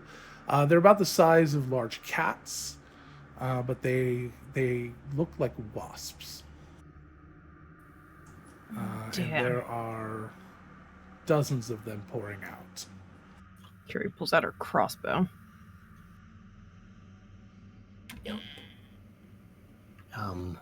We Going haven't to say been defense threatened yet. system. Better to be armed than not, though. Right. Does anyone want to entreat with them? They didn't show up when we asked about people. And since we can't understand them, they're probably not communicating in a way that we can understand. So we probably can't negotiate with them, so we should probably Shall we go downstairs? not be around when they get. No, they're coming up from downstairs. Oh. Oof. I rescind my suggestion. I'm sorry. Run? Let's go faster. Sure. I like run. That sounds like a good plan to me. Before he starts heading up, Dietrich's going to start pulling something out of his backpack. All right. I'm going to grab a candle if there's enough time to do that. Sure. And light it. Yeah. Cool. So you grab this candle and light it. You're not going to be, unless it's some sort of special candle, you're not going to be running with a candle. You're going to be doing normal move, right? Hand in front of the flame. Don't blow out. Don't blow As out. efficiently as possible, just like... I just don't see you being able to double move. You're running sprinting with a candle. I just don't see that. That's fine. So you guys are heading up. So in that case, you get about another halfway up the stairs before these creatures start to fill the lower parts of this room. There's too many to count at this point. The sound is becoming almost overwhelming of the buzzing of their wings, and several of them do see you and start to head towards you. You can't hear it under the buzzing, but if anyone looks at Curie, she definitely hisses down the stairs at them. Well, they're not coming up the stairs; they're just flying. Well, just at them, hisses down at them. Lilac is gonna sort of like put their back to everyone else and kind of just hold the hammer threateningly. Give me an intimidation check. Hey. Oh, okay. That's not gonna. Did you bring your bird with you? Maybe that'll help. Oh, Birds eat bugs. actually, that's a Give him the 17 bird. plus 3. That's a dirty 20.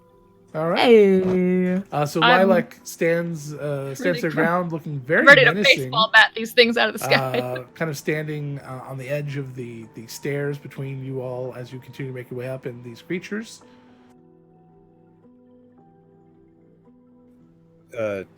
Dietrich is going to prepare to cast a spell as he drops the candle towards the mass of insects. Okay. And right before it hits, but when it's still within 60 feet, he's going to cast pyrotechnics and make a 20-foot radius filled up with black, like heavily obscuring smoke. Oh, I was hoping you were going to do Alright. a bug zapper. Follow the light. Smoke calms down bees. I mean, they might. It's a good Work. idea. Must go running. All right, Please, so not yes, sure you drop about this candle intruders. and it kind of sparks out, and all these little puffs of this black smoke start to fill the bottom part of this tower. That's excellent. I like that. Okay. Right. The rest of you stopping, or are you still going? Curie keeps going up. Okay. All right. So Lilac, these creatures are going to be are starting to come past you. One or two of them are coming definitely within range. They don't seem to be focused on you so much as the more mass of the group as they continue to head up. Are you going to do anything? Hey, If any are in range, baseball bat out of the sky. Go ahead and give me a melee attack. hey, don't ignore me. I'm being intimidating here.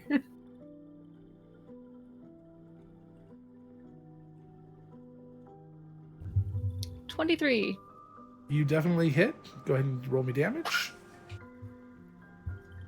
I don't do much with the hammer, but This is consistent. 4 damage. So you basically splat one. You knock it out of the park. A couple of the one or two of the wings kind of sticks to the edge of your hammer, and it's kind of this weird shade of yellow now at the tip. Gross.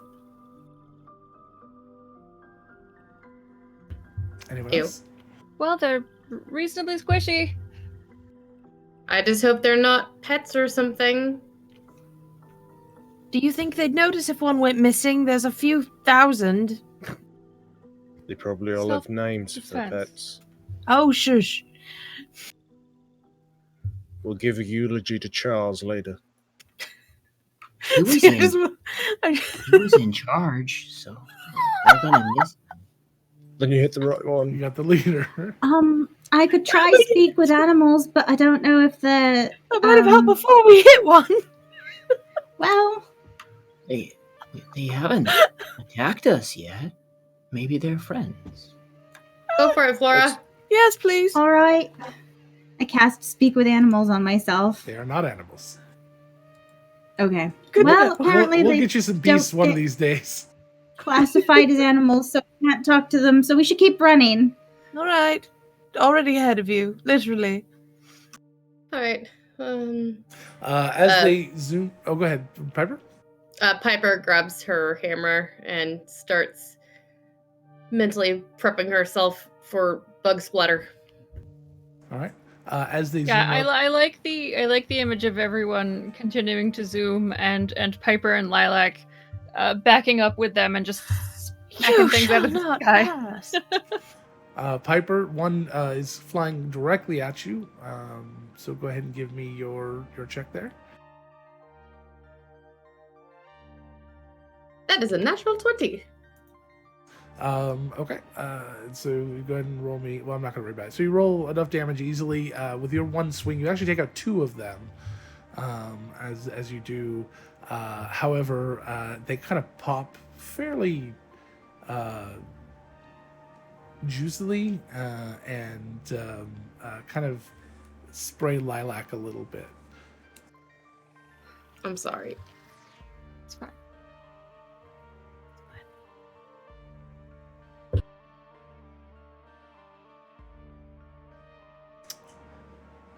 Curie, are you doing anything besides running? I am continuing to run. I have my crossbow in hand, and I am looking desperately for some sort of room with a door that we could exit. So as you Or come around enter. this last part, you do see the door up at the top of the stairs, but you still got a ways to go. And these creatures are going to be in front of you before that, before you get to it. Well, I would like to take a shot at the closest one then, while I am running up with my cat-like grace. All right, go ahead and take a shot. So it's with my hand crossbow. That's a 15. 15 hits, Cool. 8 piercing damage. and you take one. You 8. pierce it, and the bolt goes all the way through it. It drops from the sky down to the ground. And Curie just starts reloading as she's running. Okay. Dermot, I think you're the one that hasn't tried to do anything. I don't want to hurt them. They haven't attacked me yet. Well, that's about to change. So, I cast Silent Image. all right. What does your image look like? It's a 15-foot flower away from us. All right. So this floating flower appears kind of in the center of the thing. Sexiest flower possible. Like the one Okay. from Conquer's Bad Fur Day. Yes, just like that one. All right. Let's see here. Piper, 7 does not hit. Flora, 2 does not hit. Curie, a 19, I believe, hits. Soundly, yes. Dietrich, a 10 does not hit. Lilac, a 7 does not hit. And Dermot, does an 11 hit you? That is my AC, yeah. All right. So Dermot and Curie, several of these creatures start to swarm around. and with as you're kind of distracted by them and trying to figure out what you're going to do, one of them each does get a hit off on each of you. So you each take 1 point of damage. Piercing. I was like, okay, what's the damage gonna be? What is half of 1? Because I take that much. Minimum 1. And Curie, because I know it doesn't affect Dermot, Curie, I need a Constitution save. Oh, joy. Natural 20. 21 total. So you're fine. So while this one in particular didn't hurt, 1,000 of them will. So obviously this is It's you know, the B a effect. numbers Understood. Game. Yeah, it's a numbers game with them. But these creatures with their very, very yellow jacket, wasp-like, although they're not yellow and black, they're kind of this purplish and bluish colors, and very pretty. As they continue Very danger. to swarm. What are you all doing? Continuing to run up the stairs. Okay. Take about 2 more rounds to get to the door. Pancake while I can. All right, Piper, go ahead and give me your melee attacks. Not sure if you have 2 yet or not. Both of them for the two rounds, or just 1? What do you mean for 2 rounds? You said make your attack, so I wasn't sure if you. I didn't know if you had multiple 2 rounds. Oh no, not yet. Next level. Okay. That is an 18 to hit. Question, That hits. Logan. Yes, Curie. The spiral staircase. Does it seem like if one were to climb vertically, it would be faster? Nope. You still have the same amount of ground. Actually, you have more ground to traverse. Never mind. How 11 wide points of across damage. the tower? Probably 150 feet. It's a huge tower, like I said. So, Piper, you go ahead and smack another one. How much damage did you do? 11.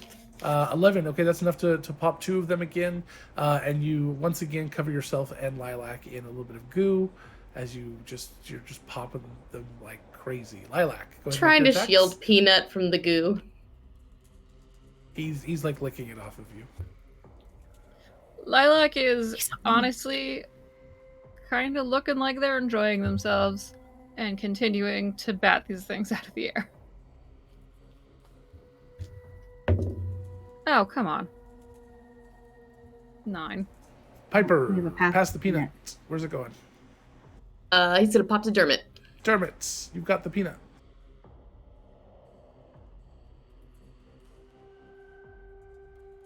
All right, Lilac, what'd you get? I only got a 9. Maybe A maybe 9? that last round splattered me in the eyes for a moment. A 9 still hits. Need to take a moment. Oh, whoa! Really? Hey. Okay, nice. All right, that's 5 damage. 5 is enough to take one out. Not quite the popping Gallagher effect that Piper has, but you're still doing pretty well there. Dietrich, My hammer's not as big. What are you doing? You seem, Dietrich, your smoke seems to have slowed a lot of them from coming up. Then I will try to do that again. Second verse, same as the first. Okay. A little bit louder and a whole lot worse. So yeah, since it seems to have slowed them, he's gonna, because he's higher up now, he's gonna just drop another. All right, kind of start peppering the bottom of this with this smoke. Right. Awesome. So yeah, you drop it again at the end of 60 feet. It kind of creates this barrier again. They don't seem to like to cross it. So it again stops quite a lot of them from getting up here. Dermot? How did my flower do? Because it's concentration. Your flower seems to have slowed about half of the remaining ones as they kind of seem to be distracted by it in some way. It doesn't look like they're like bees might be interested in it, but they seem to think maybe it's some sort of they seem to want to attack it as well, but it does seem to be affecting. Okay. then he will. Did you just? He's go just into gonna turtles? swipe at the one that just stung him with his quarterstaff. Okay.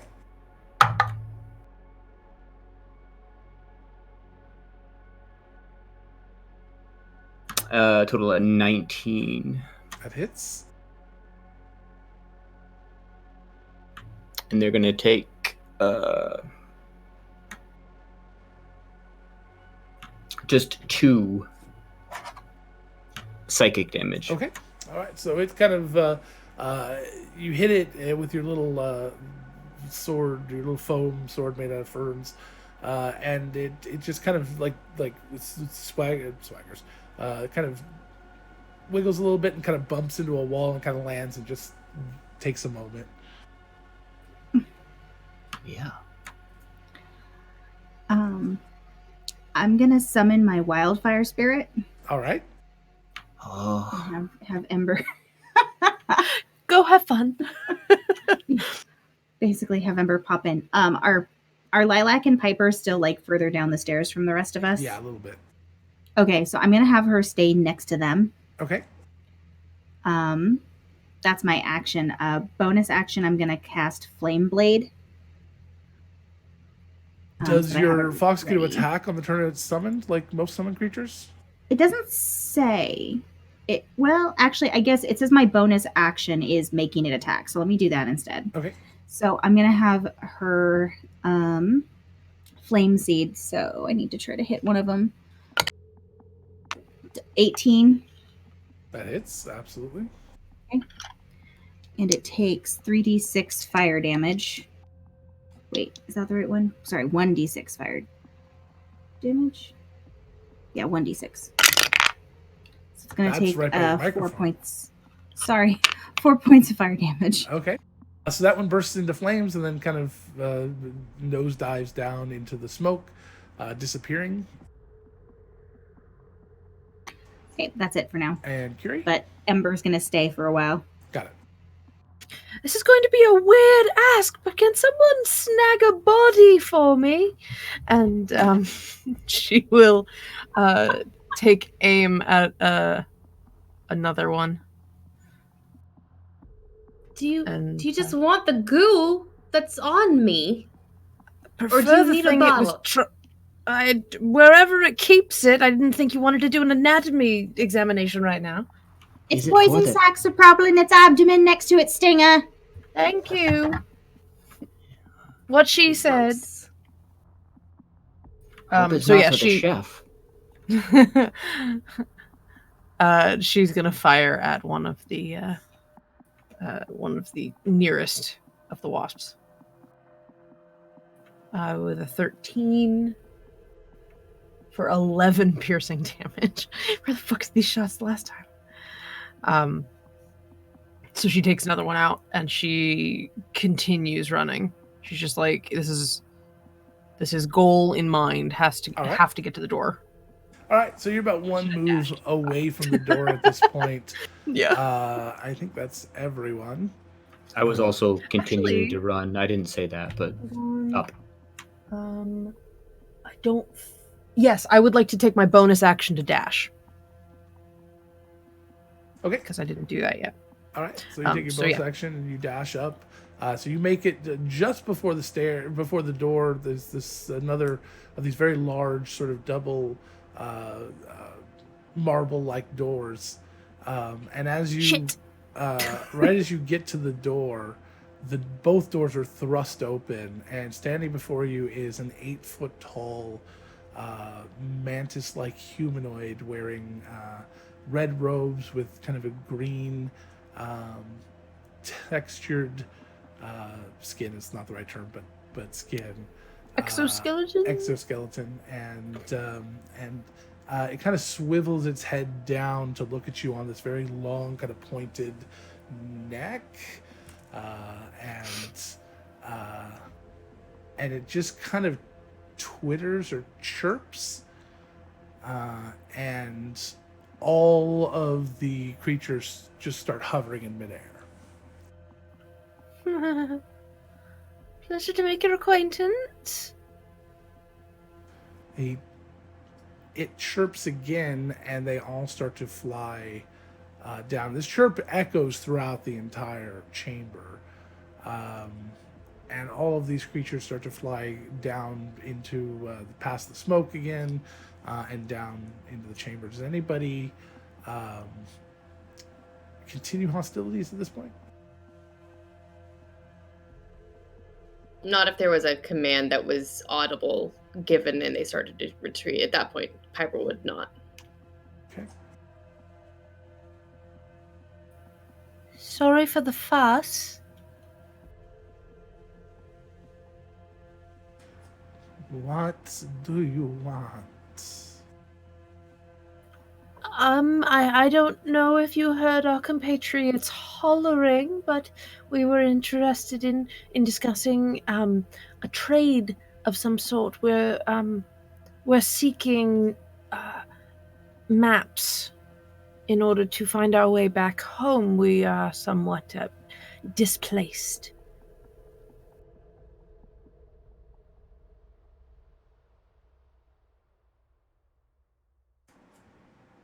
More than happy to barter.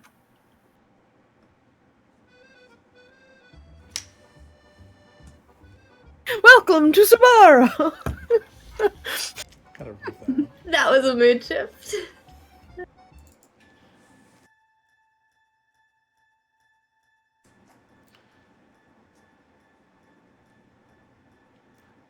Is it the way of your people to enter a home without asking? To be fair, we did call out, and in response we got a My bit of a home swarm. is very large. You awoke my children. Oh dear, apologies. Lilac looks as if they're about to get a little indignant about the fact that they totally introduced themselves, but then when they say children, Lilac puts the hammer down and kind of tucks themselves behind Curie. The bluster deflated. Whoops. This It takes I time think to traverse. your home is very impressive. We're very sorry for the intrusion on your personal space. We are simply at a loss and a bit desperate for a direction, and so we were very keen to see if you could help us. Our enthusiasm got the better of us. Apologies.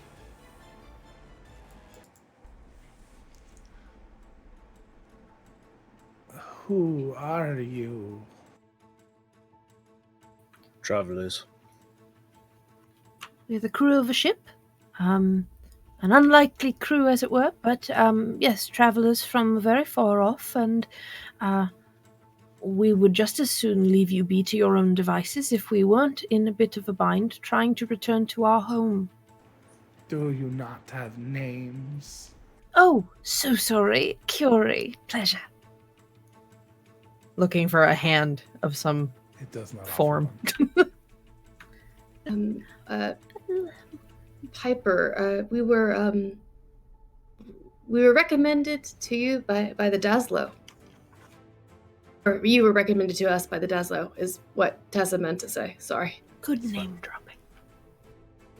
I'm Flora. Sorry for the intrusion. And I'm Dietrich, and I will say that even though we were sent here by the Daslo, our business here is entirely our responsibility. All that falls on us. Don't hold it against them, is what I'm saying.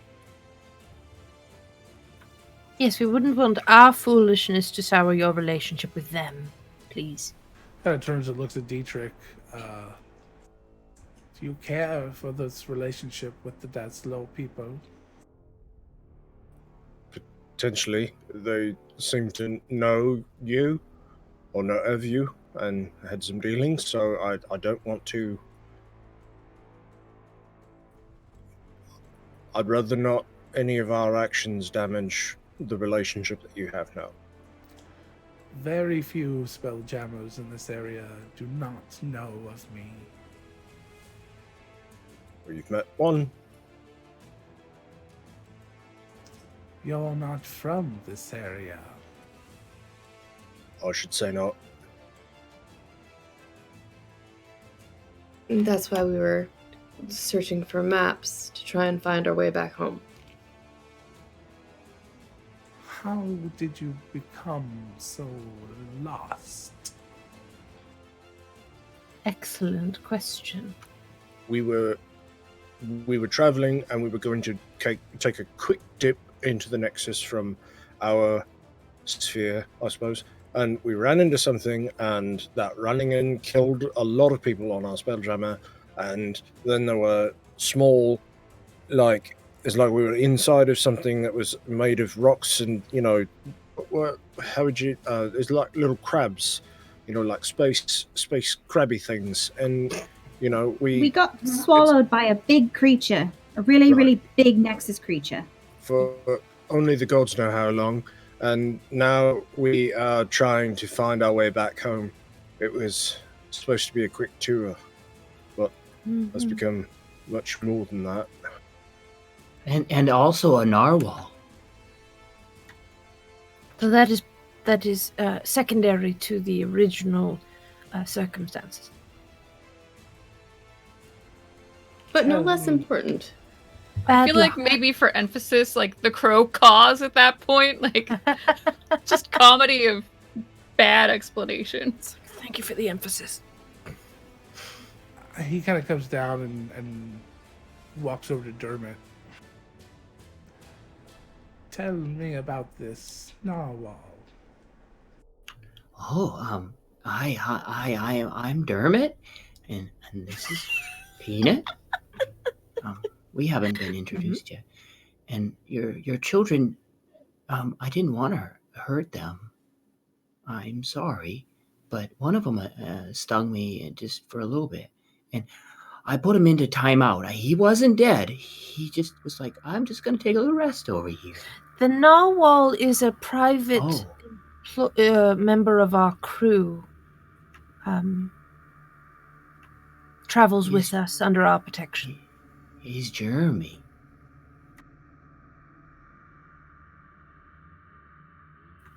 Curie has no way to know if she can read something of this morphology, but she is very attentive to what sort of nonverbals this thing is giving off upon questioning about the narwhal. So it does have some facial expression, not anywhere near as much as a humanoid creature would, but it does have different, little ticks and tremors and a change parts, in expressions change would of be the colors of its sort of eye bulbs. Just so there are some different things that can happen. So are they fluorescent or LED? More iridescent. Is this creature the same purples and blues as the wasp? Yes. Oh, I mostly feel bad greens, now. purples, and blues. But yeah. Well, it already called it their children. Yes, I still feel really bad. These children need to chill out. They need a good babysitter. Or a governess. Or people not to break into their home, Sure. He... I maintain my indignance. He turns and starts to walk upstairs. Join me. Thank to you see kindly. if we can discover your home. Sounds good. Thank you for the invitation and the hospitality. Yes. Sorry, I eat when I'm nervous. Curie, takes lead again to walk forward, but turns around to everyone and just mouths, "No, Jeremy." And then continues walking, with this sort of graveness to her expression, not a yelling at them. That was my fault. She's mad at me. She's gonna stab another butterfly.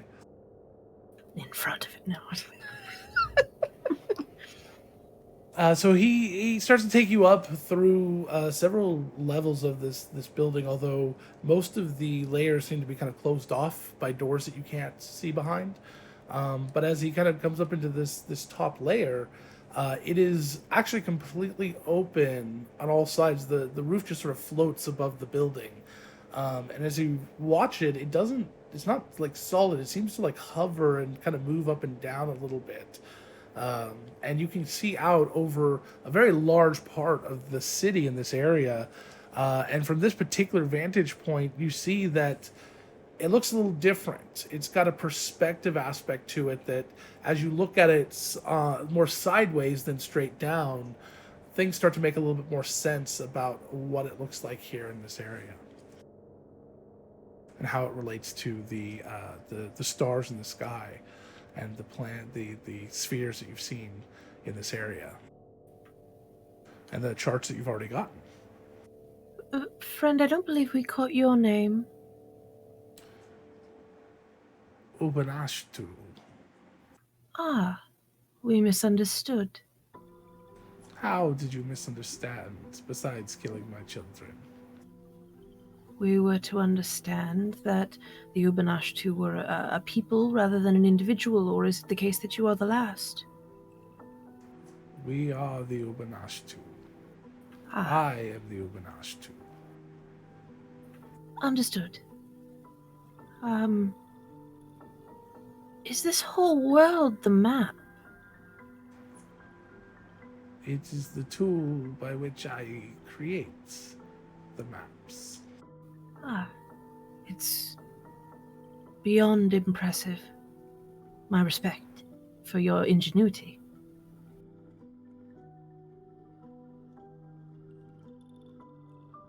Well, compliments don't mean anything. All right, then.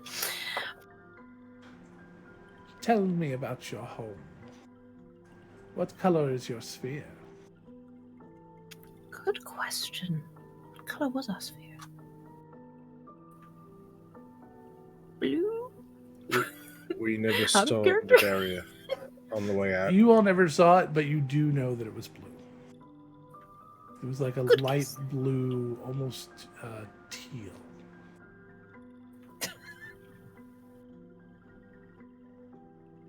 We go past the peanut. No, I want to call it Yeet Nut from now on. Damn it, Jesse. Dermot goes to Curie. Mister? Oh, You're being handed a peanut. thank you. He didn't like he just wanted to comfort you. I think he's just getting I sent him there squirmy. to say that I was sorry for bringing up Jeremy. No need to apologize, dear. It was not... We're all right. You and I are fine. Okay. Just a reminder. That's all.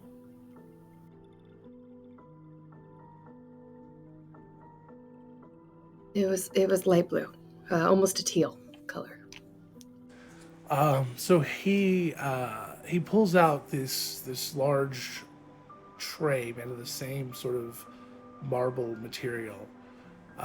It's a box, like a very large cigar box, very thin, wide, maybe like a jeweler's tray, which is very apt. As he opens it, and inside there are probably 100 different jewels, and they're all cut the same facets as the facets of the crystal spheres.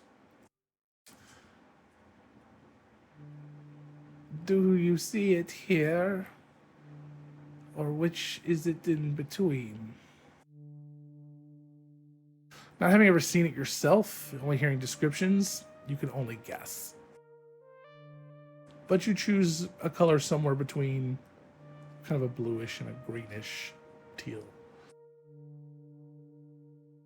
This is the closest approximation I can kind of come up with.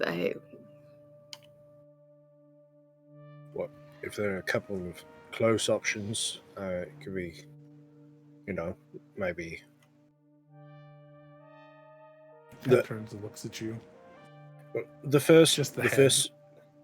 first sphere that we encountered was, I believe, the topaz colored sphere. Was that correct? It was purple.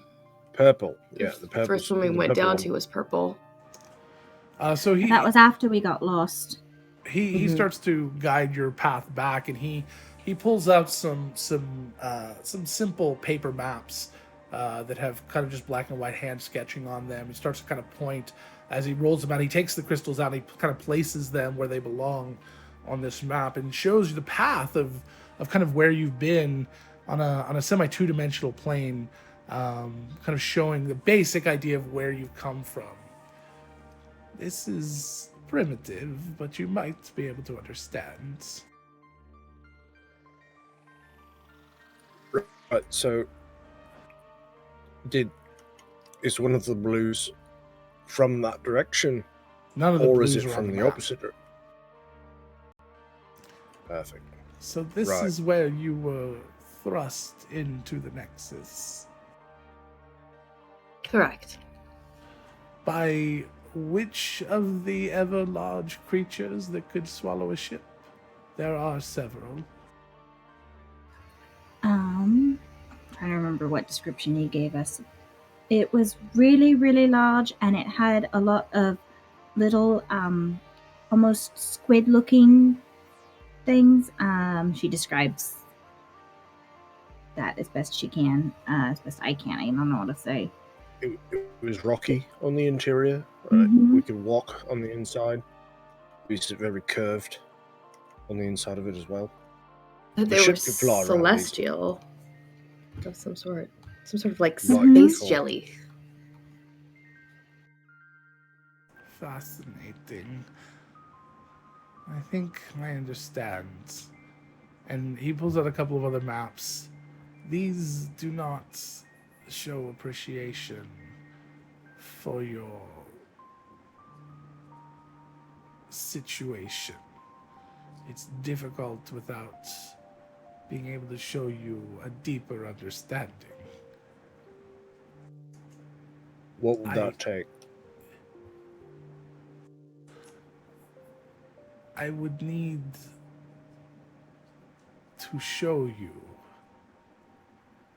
But let's start here. And he starts to kind of show you these other maps, and says, the creature you described, it is, as you say, jelly, with the dome and rocky inside. Were there children inside? Mm-hmm. Yes. When the creature says jelly and then children again, Lilac's just gonna take this opportunity while still hiding behind Curie to just kind of like shoot some prestidigitation over at Piper and at themselves to clean up the goo from murdering the children. Just Lilac- casual prestidigitation, fear prestidigitation. Upon hearing whatever Lilac's doing back there, Lilac feels a very gentle thump as Curie's tail kind of like, just, I know what you're doing, sort of like, I see you kind of reaction. I did Very find in not my committal. notes a name for the creature. I think Jeremy gave it to us, Medusa Zoa. Ooh. Looking up Heather with that, Yeah, awesome. with that Good deep pool. Was in Captain Aurora's log. I knew I had it somewhere. I just didn't want to spend the time to go look for it. Yeah. So he would name it by name as well, which of course then would strike the kind of memory. They are wanderers. Do you remember which direction it left you in? Did it go towards these spheres or these? That's gonna be something, unfortunately, because of the situation, you guys have no clue.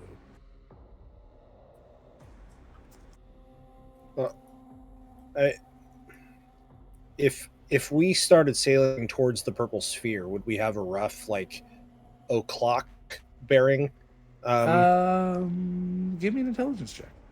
Could probably give it in degrees at that point. That is a 12.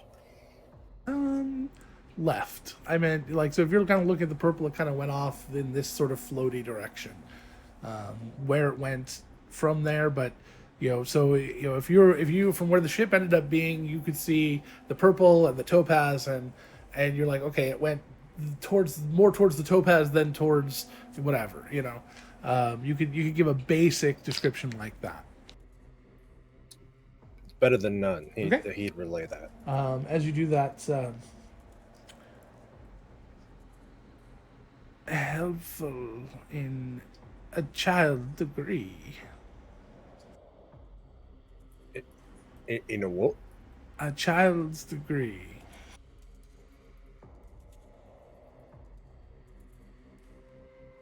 He kind of unfolds his arm, and he holds up one of his little hands. Has 2 fingers on it, but two, not fingers, but they're toes basically, and kind of just holds them real close together.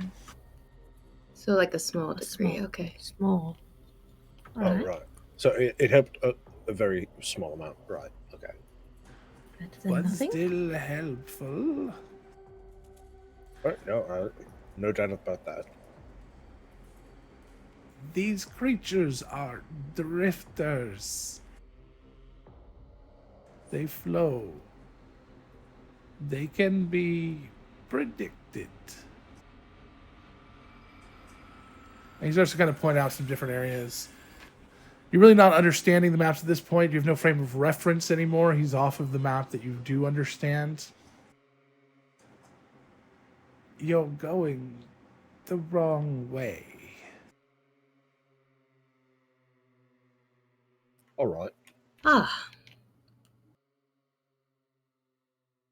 Stands to reason. What navigation assets do you possess?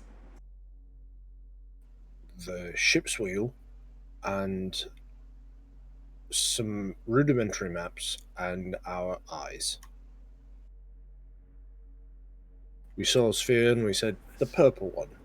You're That looks never good. getting home. Without your some- assistance, of course not.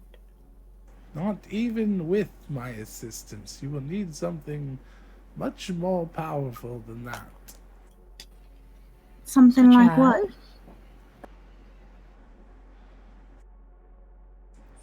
Some sort of astral projector, some intelligent guidance, some sort of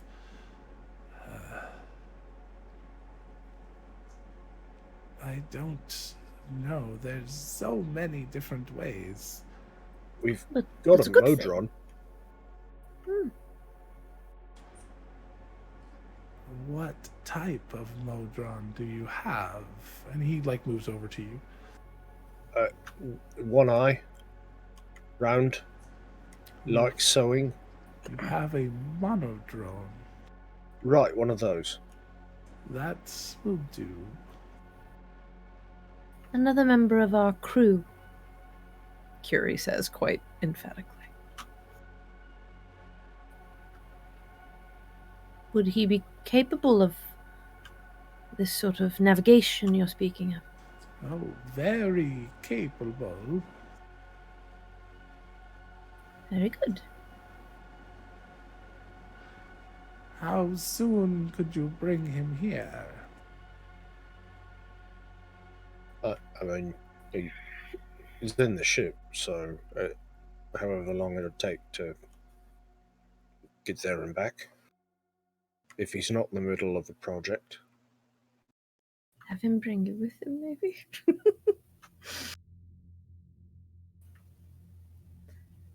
While there's an uncomfortable twitch in Curie's tail. Like a tense. Well, now you have the means. But what do you have to trade, I wonder? There's the drop. We have traded with a number of other crews recently.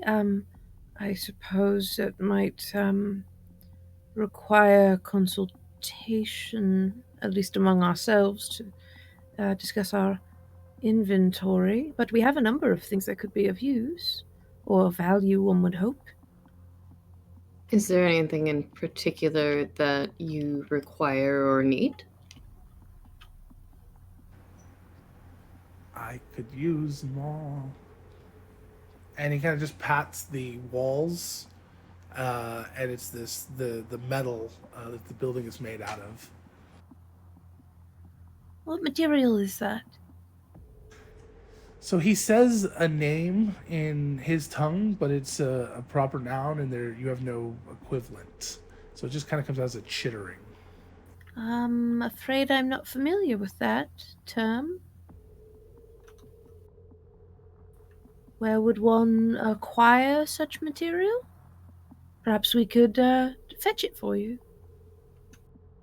The sound that comes out of this creature is terrifying. This sort of weird screeching, sort of chirping sound that just goes, over almost like a dolphin chirping, but put through like a meat grinder.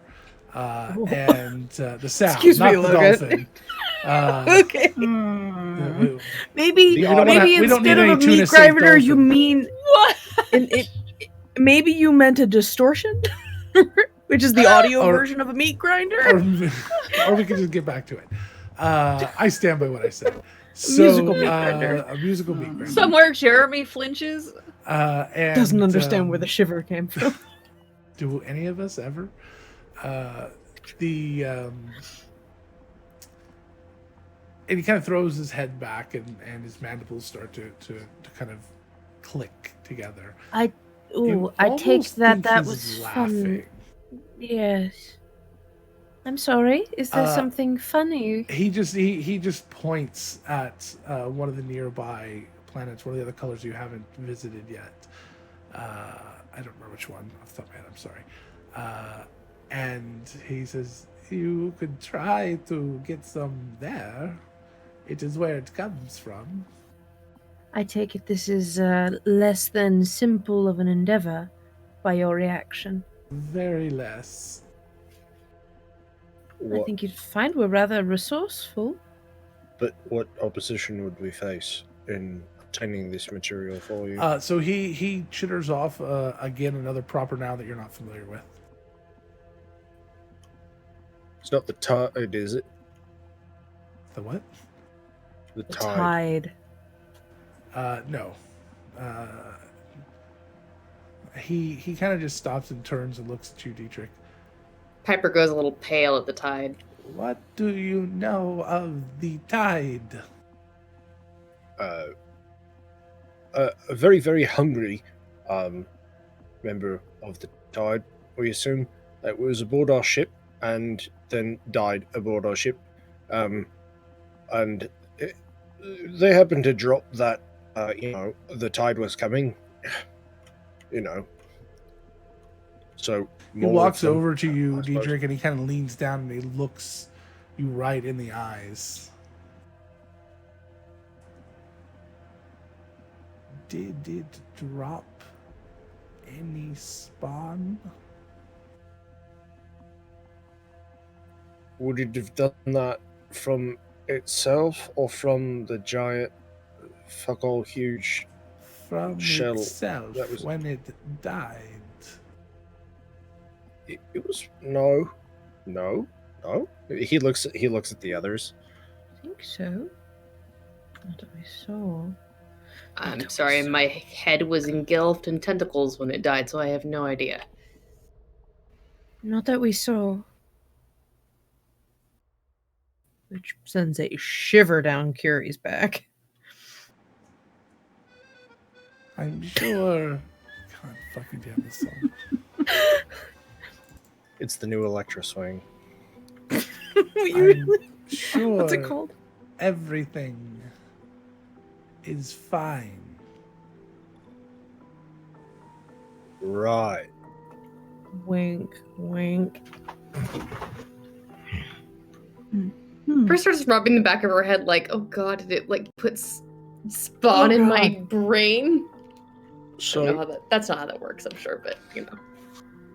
if you'd like to speak with Mo, we can also go back to the ship. I would And- like to speak with your Modron.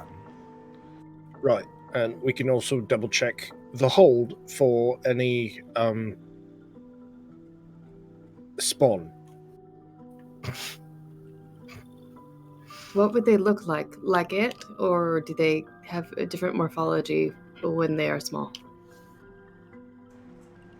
Do your children look like you? With If I certain had traits them, I that suppose. with certain traits that make them appear weaker and more prone to our affections and protections. Except for some, they come out very wrinkly, and it's just not pleasant. We're to not look talking on. about Sharpays, dear. Curious. Yes? Right there. What purpose does that serve? It's evolutionarily advantageous for the group to protect the young, I would suppose. If you want to get cut and dry about Your it. young cannot protect themselves. Oh, gods no. Not always. Some of them can. Depends on the variety. I've met a few relatively self-sufficient, but not initially, no. How peculiar. Well, there's enough of us adults to cover the difference. Once again, Lilac, you feel a very tense, sort of And the other adults do not passive-aggressive eat your children. no.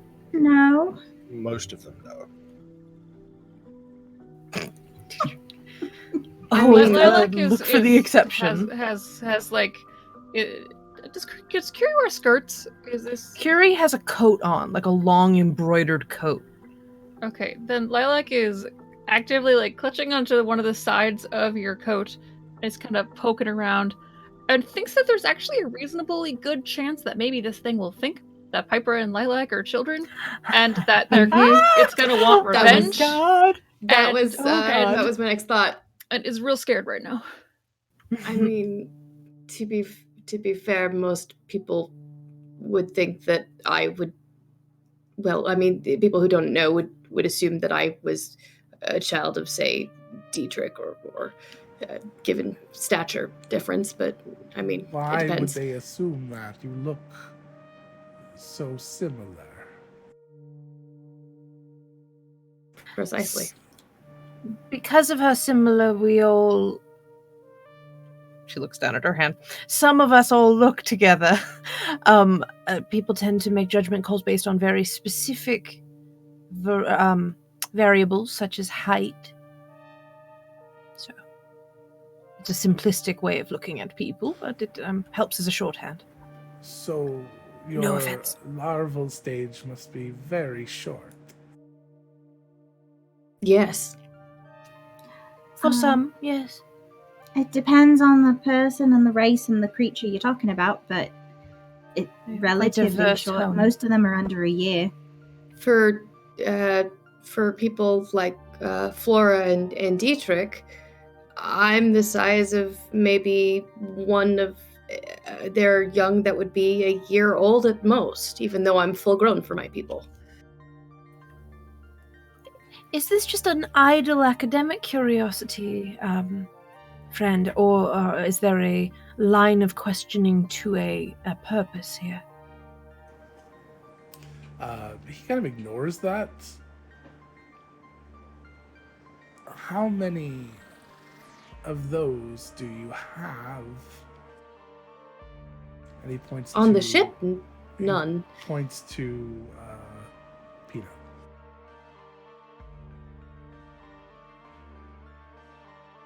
Another member of our crew.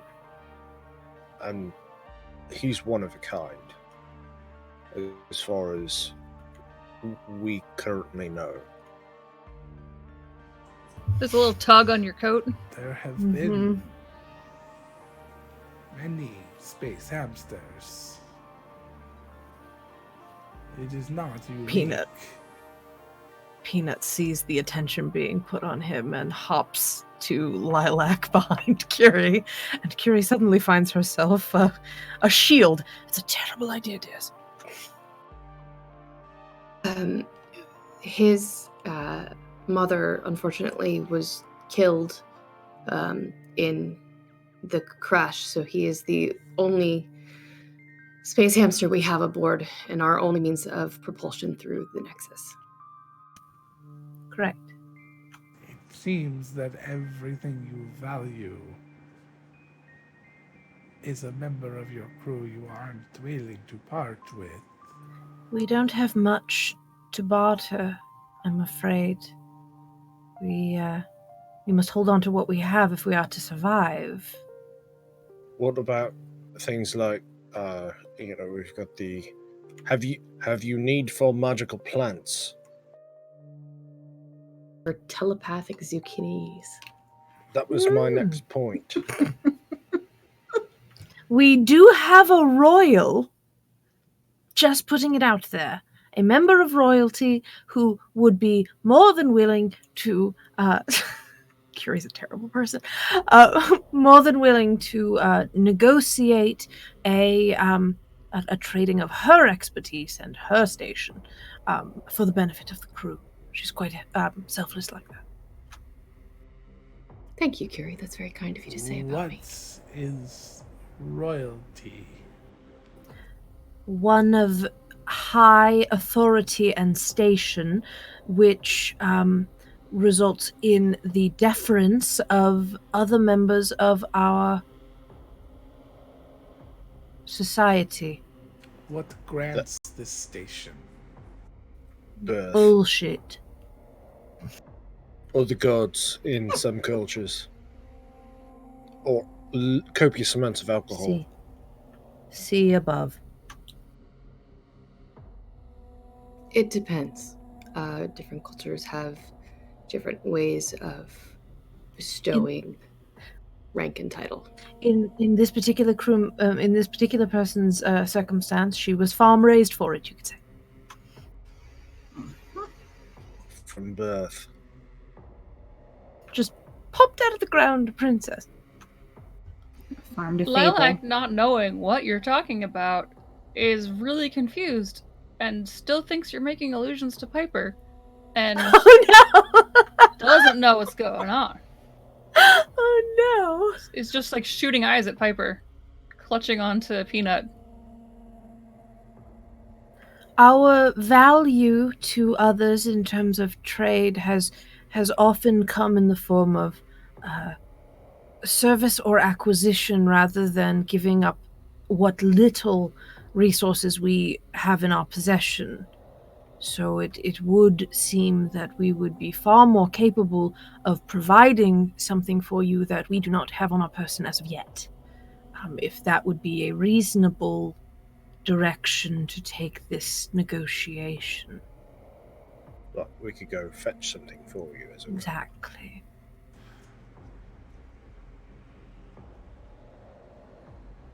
There's very little that I need. But if you Aside wish from to, the metal. if you wish to attempt to retrieve some of this, I would not stop you. Can you describe the opposition a little differently? Unfortunately, oh god, pygmy. We just gotta pop the peanut. I like roll percentile for me.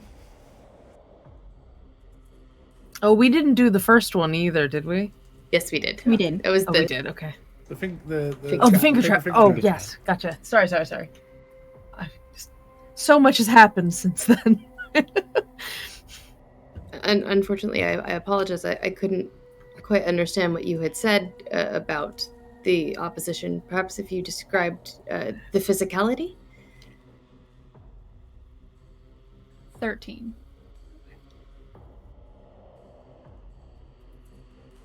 Come on, throw up some of that metal. Come on, throw up some of that metal. So, Lilac, as you are sitting there and Peanut starts to have a little bit of a sneezing fit, just sneeze one right after another. All of a sudden, as you kind of put your hand up, into your hand appears several large kind of cardstock-esque pieces of paper. They're kind of about 50% longer than they are wide. Very beautifully decorated backs on them. Kind of this white border around them. Kind of a tan, parchment-y like color. There's about a couple of dozen of them in a neat little stack. Several of them still sticking out of his mouth. You take that back. It's a card trick. Mm-hmm. Please don't play 52 pickup with this. Yeah, there's several tarot-like cards come out of his mouth. Oh God. Lilac will just sort of scramble to try to pick some of them up. Well, they're all kind of still in your hand and in a pile. You just kind of pull them out of his mouth at this point. They're just kind of like wedged it sideways through it in his mouth. Fury hears the hamster hairball is what I was trying to say. The hamster ball. He's a hairball. As the Ubanashtu turns to Piper. This metal is alive. The planet is made from it. Oh. Everything will attack you when it understands your purpose. But I hear that you can barter with it if you have anything it might want. Don't ask me what that is, though. Mm-hmm. How did you get so much of it that you have here now? Through trades and much sacrifice. Not mine. Mm-hmm. Curie glances back at the noises that Peanut was making. Logan, are the cards that Peanut regurgitated anything that would be of any significance enough that Curie might have heard stories or rumors or...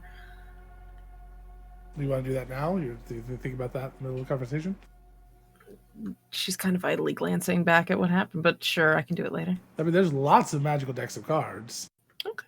Without inspecting them closer, I'm not sure that you'll have any kind of understanding. Okie dokie. Well, then I suppose... Is there any harm in asking it what it wants? Like, would just approaching it in general put our crew in peril, or is it safe to just ask?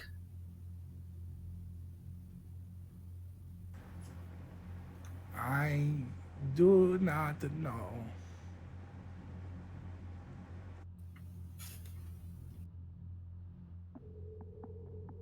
Well, for starters, we should...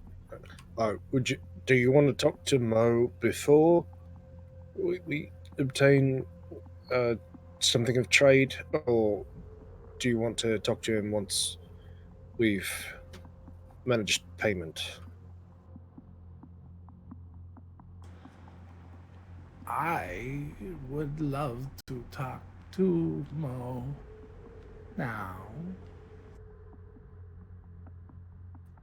I think as a show of good faith, that might be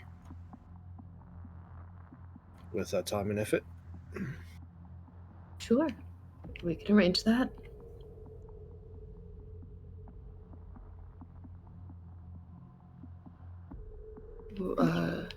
Shall one of us go back, or all of us? Let's all entreat with Mo.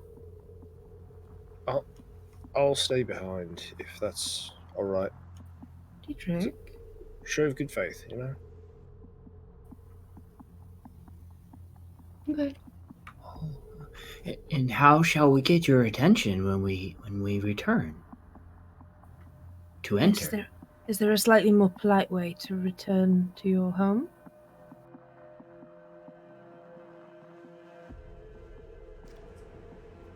My children will expect you.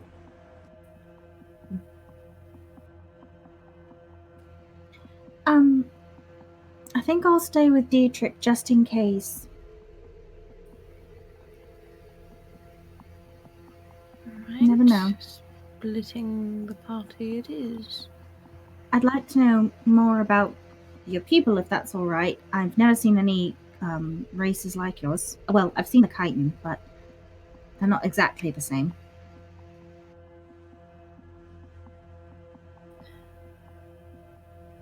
All right then.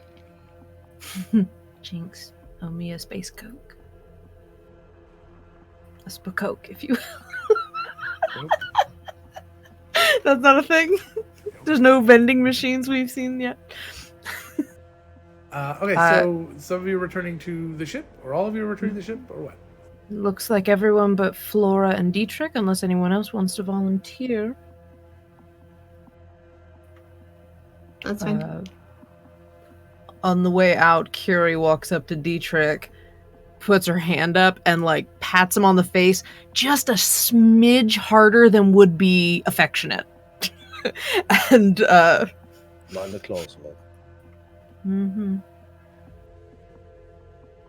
And starts heading out. All right.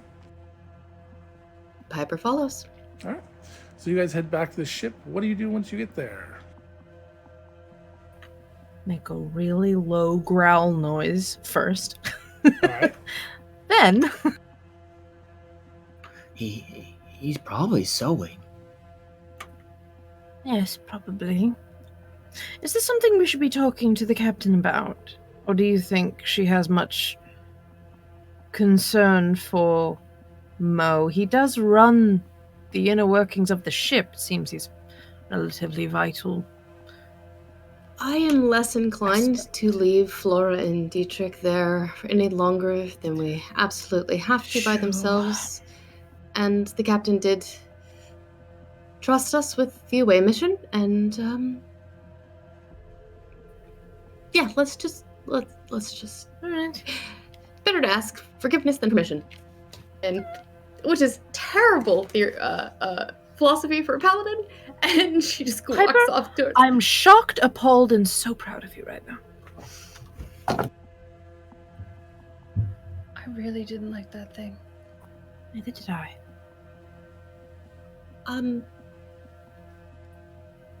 Feeling less bad about the children thing now? No, I'm horribly afraid of wasps. And It seems like that was, should have my been in your worst nightmare. personnel file. Piper. How did I not know this? I'm supposed to know all your business. Let's hustle then. Yes, Probably let's. with Darcy then. All right. So you guys head over into Darcy's room, where Mo is.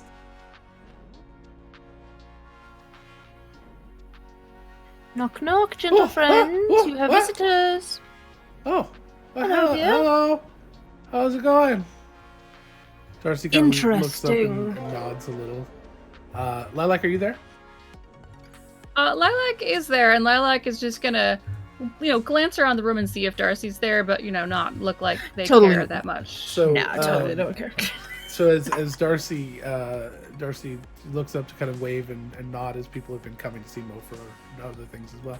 As soon as he sees Lilac, he just immediately stands up. He knocks over the thing he's working on, and fabric starts to go all over the place, and he starts to try to catch it. Oh, thank you. Welcome A to lot of Shenanigans. We love that you subscribed. You've tuned in to Shenanigans. Curie and no one actively here just goes, prescribed I'll Mayhem. take Peanut, dear, and just mystery. is reaches to like. usually the vibe. Feel free to So socialize. strap in for shenanigans. Lilac will pretend awesome. that they did You not see the clumsy display of Darcy and look very interested in the floor. Oh, very fascinating pattern. After, as Darcy kind of collects everything and he looks up again and kind of acknowledges everyone,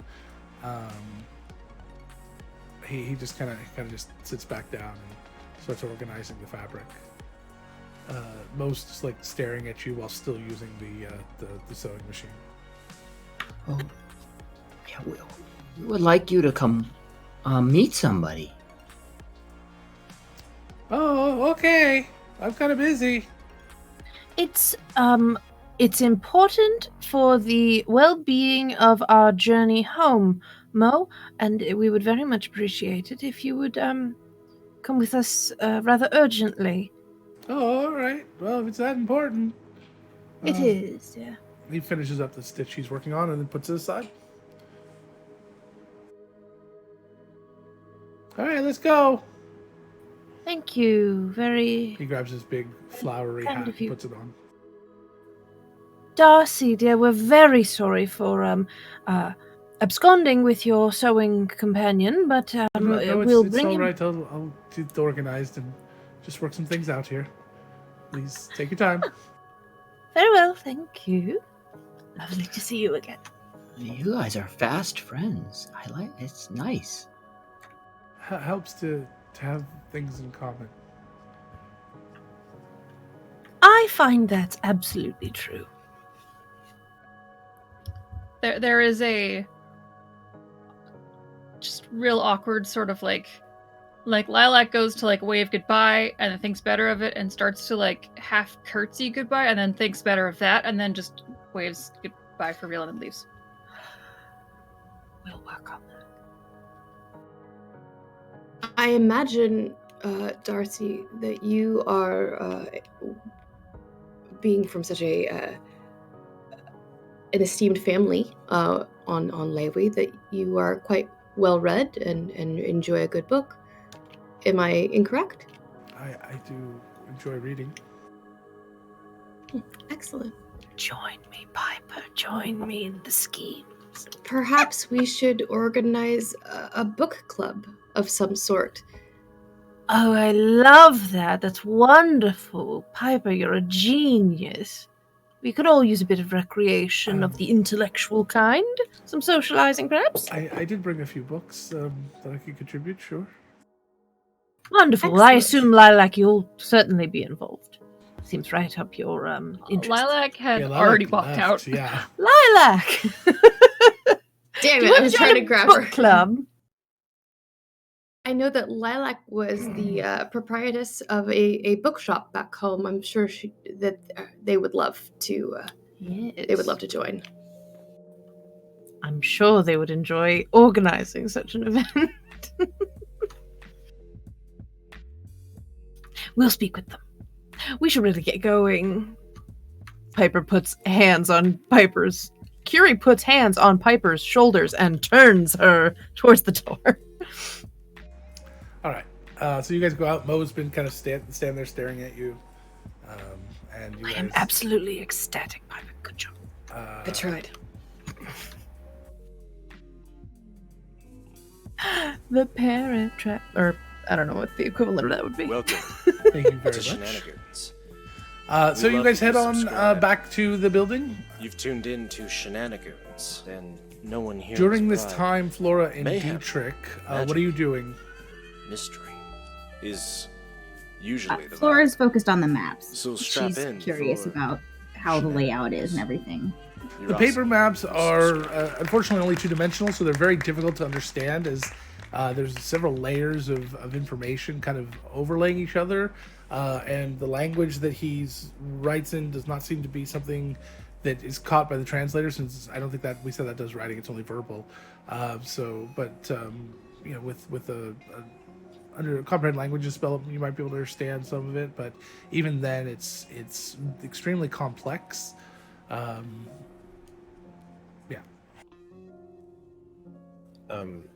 Dietrich would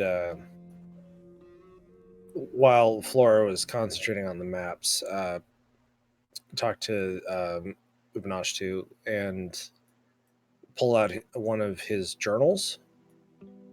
And he goes, I'm terribly sorry to ask you this, but I was wondering if any of these mean anything to you. They don't to me. I found them.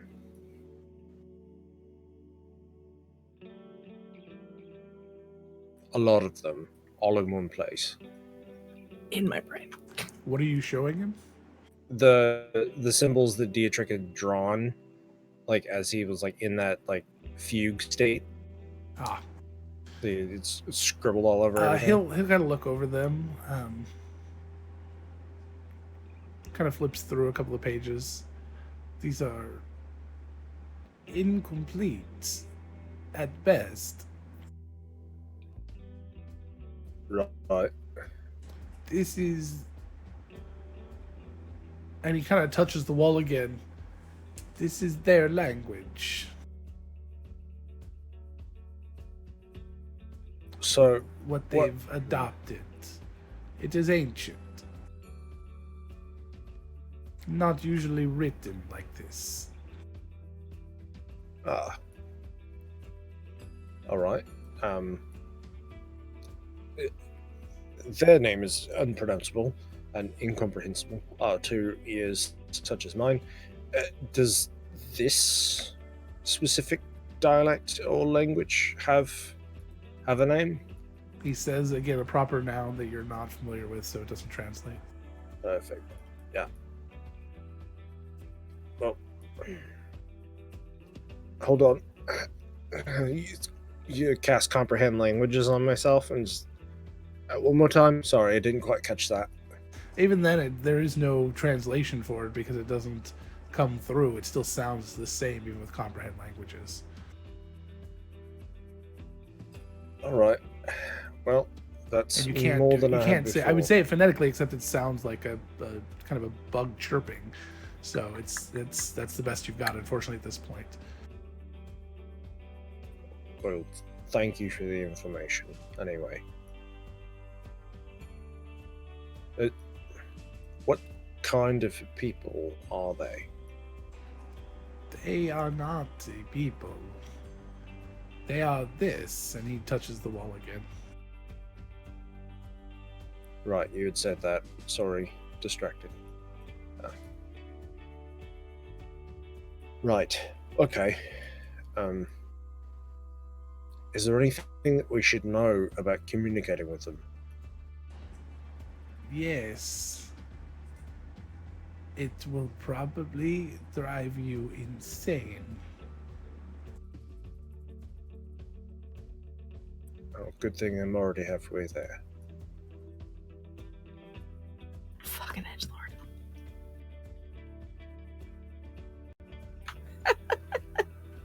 Love you too, Angela. Mm-hmm.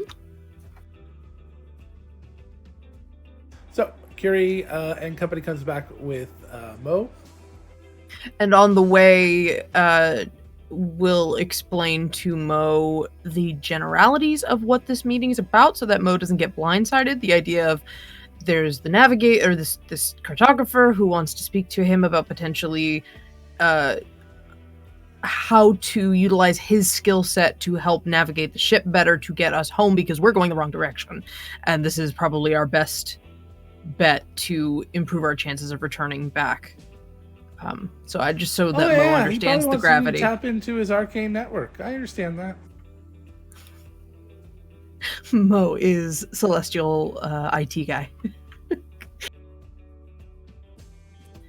His arcane network. Is that something? Oh yeah, I can feel it. It's all around us. Like this entire planet is like one big arcane sort of energy wave.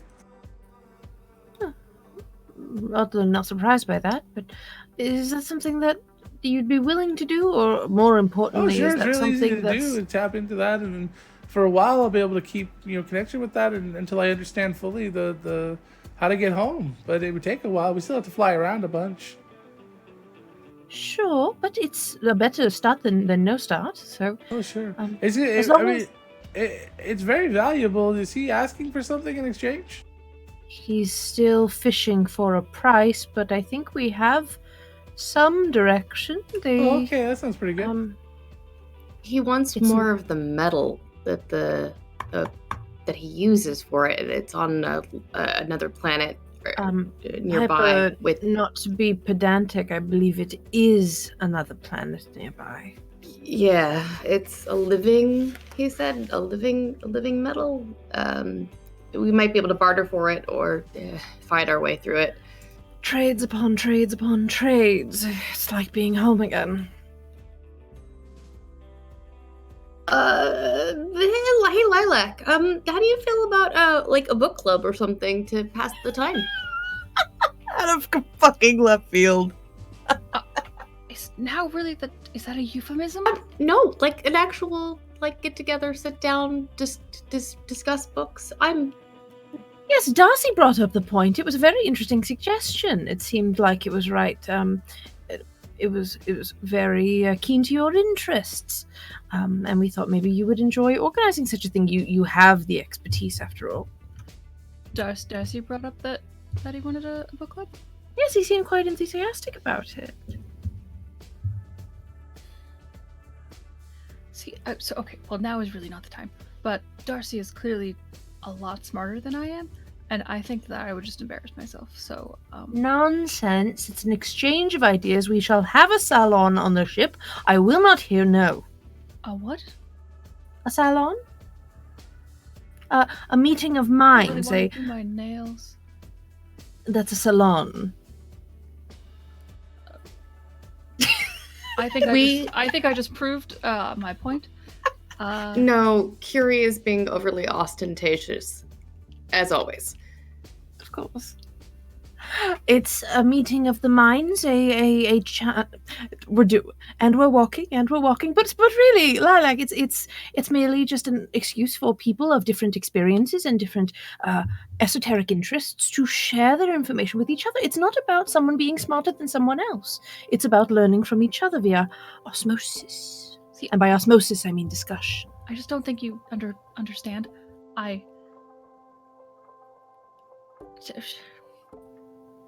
Well, help me understand, dear.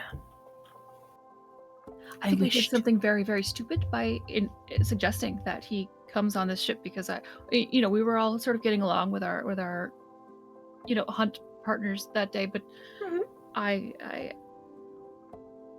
Darcy's splendid. I have no concerns about him joining the ship. He's been a very lovely addition to our little cadre of folk. That was not what I was saying. I don't. It's not important right now. You can take your time, dear. It's not. Did not mean to press. Yet. No, it's fine. It's fine. I'm really glad that you're talking to me now, especially after I offended you earlier. I'm sorry about that, by the way. Offended? When? Nonsense. Oh, good. See, I have a habit of kind of... Why does everyone think I'm mad at them all the time? Am I really that severe? She looks at everyone. Do not take this the wrong way, but you can be absolutely terrifying when you want to be. And apparently when I don't intend to be. Lilac takes this moment that the conversation has now shifted to Curie to back up a couple steps and hope that segues away from their personal feelings. Apparently I've lost my touch, and that deeply, deeply concerns me. So while you're doing that, Mo has walked over to this wall and he's been knocking on it and licking it. I didn't know he had a tongue, but okay. Really. Why the licking? What? What? I'm just trying to confirm what it is. So you licked it? Oh yeah. The taste is very important. I can tell. How must you identify things, dear? How do you identify metals? I don't know. Taste is a very powerful factor. I mean, it can't kill me, so it's fine. Point in your favor. I'm pretty sure this is Ethereum. Ethereum. Ooh. As in ETH. That's right. Ethereal. All right. Well, that sounds terribly important and arcane. Why don't you talk to the others about it? Okay. They're expecting us. We can just go in. So you guys head on in and upstairs and rejoin the others. On the way up, Piper does kind of hang back for a second just to talk to Lilac and just goes, deep breaths. Didn't mean to put you on a spot or anything. Just You didn't. There's no spot. It's fine. Everything's fine. okay. And then she drops it. Go ahead.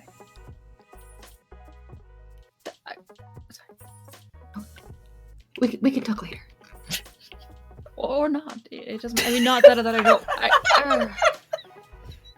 Or never again. There. Great. Let me pencil that in. Never. Piper is smiling though. Right. Well, that was really awkward. Agreed. We'll have to work on that. Okay. Love Mo answering. All right. Kiri just starts heading up the stairs. All right, so you guys head up the stairs. You rejoin the others, and I'm again thrust into a scene where I'm playing two NPCs. Yep. So I'll just have Mo responding to inappropriate, undirected questions. It'll be fine. So Ubanashtu sees you return, and he comes over and he starts to look Mo up and down. Mo just kind of stands there and lets him. I thought you said licks him. God damn it. That's just Mo's new way of tactilely interacting with things. Ubanashtu, Got a this big is knitted Mo. tongue. This is Nightmare Before Christmas bullshit. I think more Coraline, but all right. Sure. Hello, Mo. Oh, hi. How's it going? I really like your arcane network. And he's kind of taken back a little bit, and he nods. Do you understand why I want you here?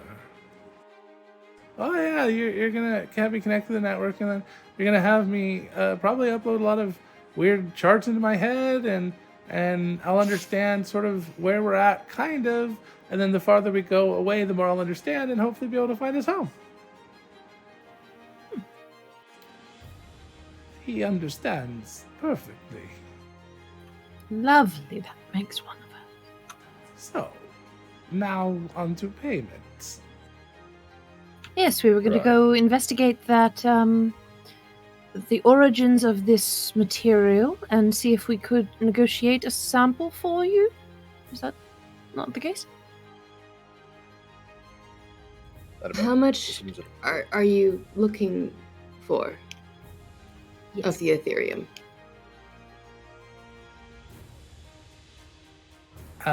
So he walks over to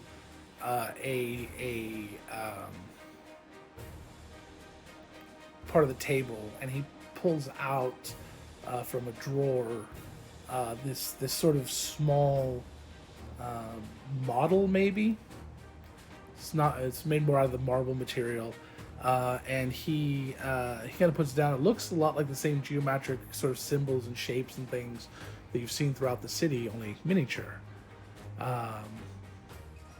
This is the next piece I need for the network. This here is what I would need. And he says the same thing, but those of you that now know the name Ethereum hear Ethereum. this is what I would need the Ethereum for. And he points to this sort of long, rhomboid sort of shape, kind of a oblong, strange shape. About 3 tons. All right. Well, relatively small amount given an entire planet. Oh, I can't lift that. How dense is this Ethereum? We need, a net Mo to kind of drag it pops along in behind and, us? oh, it'll be bigger than a ship. Well, then we tow it, right? No, I don't think that's gonna work. So it would require multiple trips. It's also a lot more valuable than what he's offering. Is it? And the Ubanashtu kind of turns and looks at Mo, and his little mandible kind of twitches a little bit. It was a very good negotiation, just variables changed. Sorry about that. So, how about, since it is more valuable than you would let on, these I piercings. told you not to get those piercings. It was a stylistic I choice that has mer- plagued my very existence. I merely said how much I would need for the next piece. You How much? assumed. Well, that how was my much would you be price. willing to accept? I will trust the Modron to come up with a fair and equitable price for what I am offering. Then we shall as well. And Mo kind of looks at him and goes, "Oh, that's a lot of pressure. There's a lot of factors and variables. Like, I mean, how much does each person actually value getting home? And my understanding is there's several members of the crew that don't even want to get home, so that could be a factor. And then I have to take into consideration all the new pets, and then there's this Mo? and yeah, what? How about for the information only? No factoring who wants to get home or anything like that. Well, that's not the true What value of the is- information then. The information itself there's no value unless somebody needs or wants it. Right, so base it off the value of the maps that the kobolds have. Those maps were pretty much useless. Why don't you base it on the value of the leader of our ship insisting that we get the entire crew safely home? So only Captain Packard's in the equation. Okay. I can try that. Wondrous. How about we... And also, just an addendum, Mhm. right? Maybe the contents of the various outlying spheres back the other way, right? That we haven't encountered yet, that we're going to encounter, right? The things that we should know about those. Are you What? proposing we add that to the equation? We add that to the deal? We have 2 equations, right? We've got one with just the map of how to get home, and then we've Mhm. got I don't know if I one can do 2 that equations. is more of a Is that Logan or Mo? perfect. Then then we're just gonna do the one where we can get home. That's fine. That's He's only a Modron, not a Duodron. Whoa! It's true. What just happened? Hey, you back off, buddy. I can do anything that not a binary. Duodrone can do, at least half as well as they think they can. Yeah. Okay. Kind of like steps over towards Dietrich. Okay, but I'll just need one more piece of information. Right. And he looks at Dietrich. How many pairs of underpants did you bring on the trip? Please say minimum of 1. I have 3. All right. Oh, I've dear. been washing I constantly. did have one other question. Right. What are those leather pants you have for? What are they not for? They're for stage performances. Okay. I thought I might need to apply But my trade. calculations are a little too small for you, though. How do you get them on? Soap. Oh. Okay, my questions are done.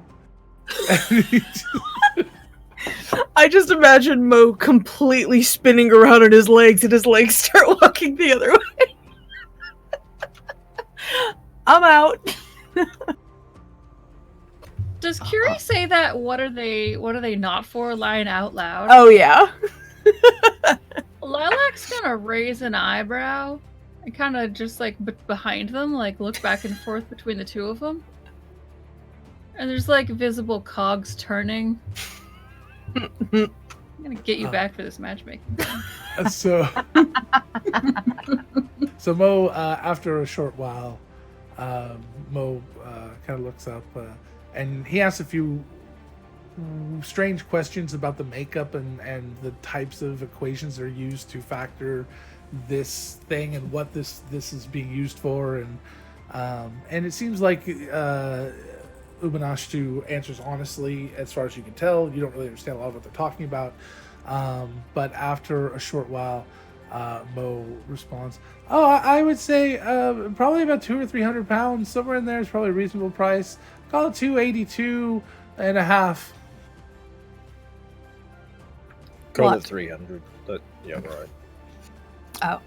Oh, if you want to be generous with the tip, sure. There's a little bit of extra, reason behind why. I mean, I heard the captain say you're always generous with the tip, but I don't know what that means.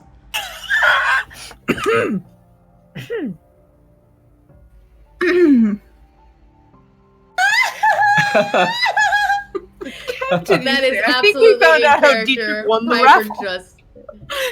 Piper just starts cackling. She's lost it. I need an adult. Right? There's none here, Ren. I'm sorry. It's definitely not here.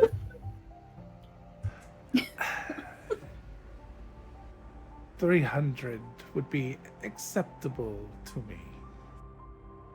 Excellent. Thank you for being so accommodating to our circumstances. Is there room for the 300 on the ship? Oh yeah, the 300 will fit into the cargo hold pretty well. It's not that much, not that big. About the size of one of the rooms. We have plenty of those. It's not gonna be easy to get. You guys know that, right? Well, we Yes. won't know how difficult until we try, and that's the next step. Okay. A word of caution. The negotiation may drive the negotiator insane. A bit. That's You mean more than No, I'm already? fine. Oh, you're going to be negotiating for us? I just did. No, with the. I'm sorry, I can't pronounce. The Planet of origin where the Ethereum Thank comes you. from. Perfect. We oh need to no, entreat I'm with it not directly. gonna go there. Right. Well,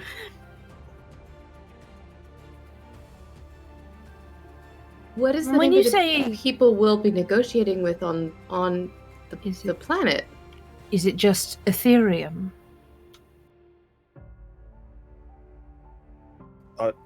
I may have misspoke. No, the process of doing this may cause insanity. Right. You mean to tell me that negotiating with a sentient world will be psychologically stressful? Potentially. Right. Well, I'd say I'm Okay. surprised, but I'm We've- not. We've been in physical danger before. I mean, and That's an understatement. we've been in a bit of mental danger too, to date. So then Every night. I mean, How badly do we want to get home? God damn it, Mike. You told me not to factor that in. That's true. The negotiation He got vote. you This there.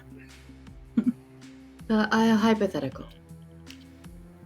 We're going to talk to it, Dietrich. I'm going to talk to it. Right.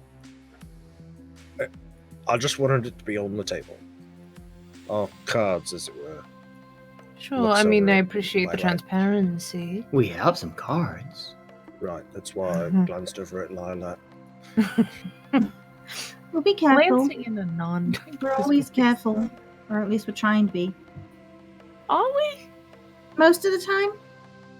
Really? I'm trying to be. That I believe. Sure. Says the wildfire druid. I haven't actually lit anything on fire since we've all been together. No, What's that smell? I think it's I thought I did. Smells like burnt bug. Curious.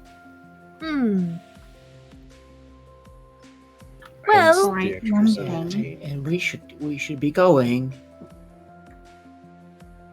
yes, we should. Ubanash, to thank you for your calm and tempered negotiations. We once again apologize profusely for the intrusion and the misunderstandings and the loss of your kin.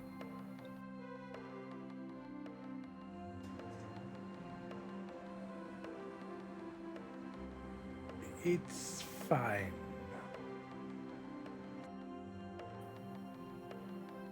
Now, is that a real it's fine or like an it's fine? I always lose a few thousands. Right, so this is a light day in comparison.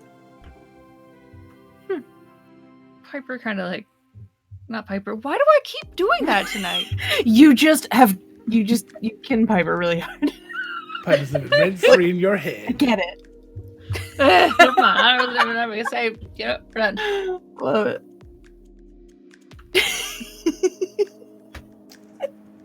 You see yourselves out. Yes. Swiftly and without incident. Thank you. Good luck. We'll speak soon. Thank you for assistance rendered thus far. Leave quickly, leave quickly, leave Right. quickly. Is Mo coming with us? No one's being held as collateral, or is Mo staying? I was planning on leaving with you, it seems. Okay, great. I just wanted to make sure this wasn't like a he will stay here. Kiri takes lead, but it really feels like she's just leaving and not taking lead. All right. Just leaving first. Yes.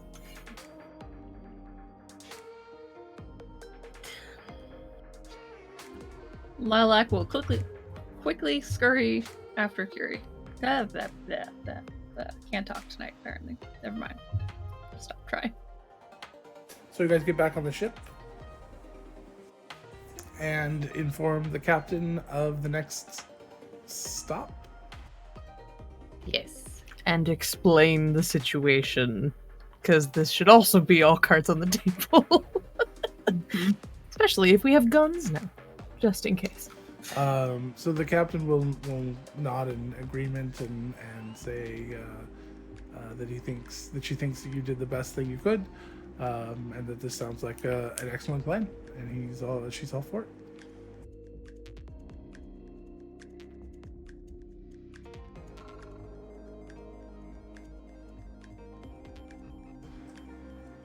Anything else anybody wants to do as you head off of this planet, heading out of the sphere towards the adjacent sphere? Inspector cards. Take the wheel. Dermot, on the job. Right, I guess Lilac will pull out the cards and look at them. All right, so as you turn over the cards, The backs of them are beautifully ornate and gorgeous. As you turn them over and look at the fronts, it's almost like the fronts are like just this shimmering sort of like a hologram, like you look at a hollow, and they actually look like they have depth to them.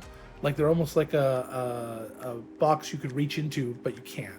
But they seem to have some sort of depth to the faces, and all the faces are the same. You said they're like tarot cards or like playing cards? Well, they're the size of tarot cards. Is Lilac doing this privately, or did they? No, I think show I'm just these kind to of the like others? idly looking at them while we're walking.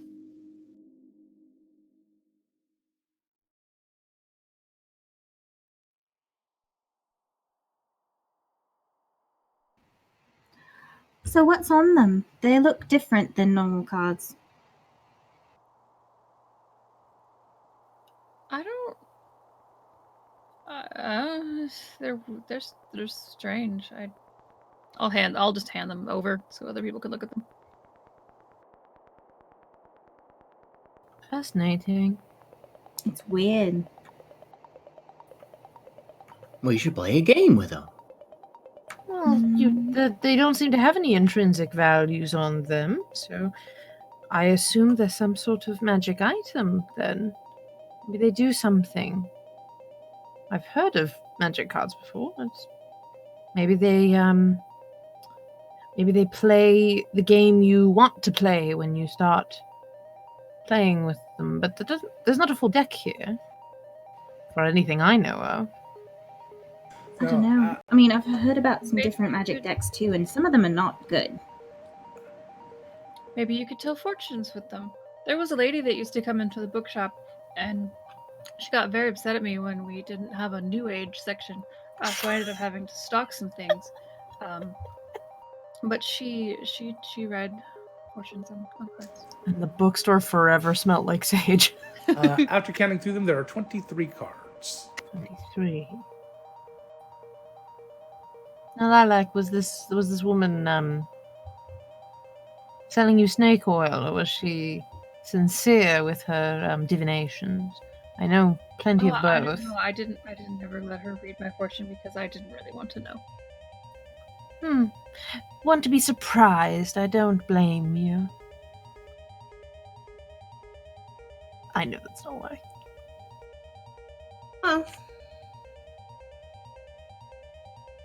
So, what's the harm in drawing one? yeah.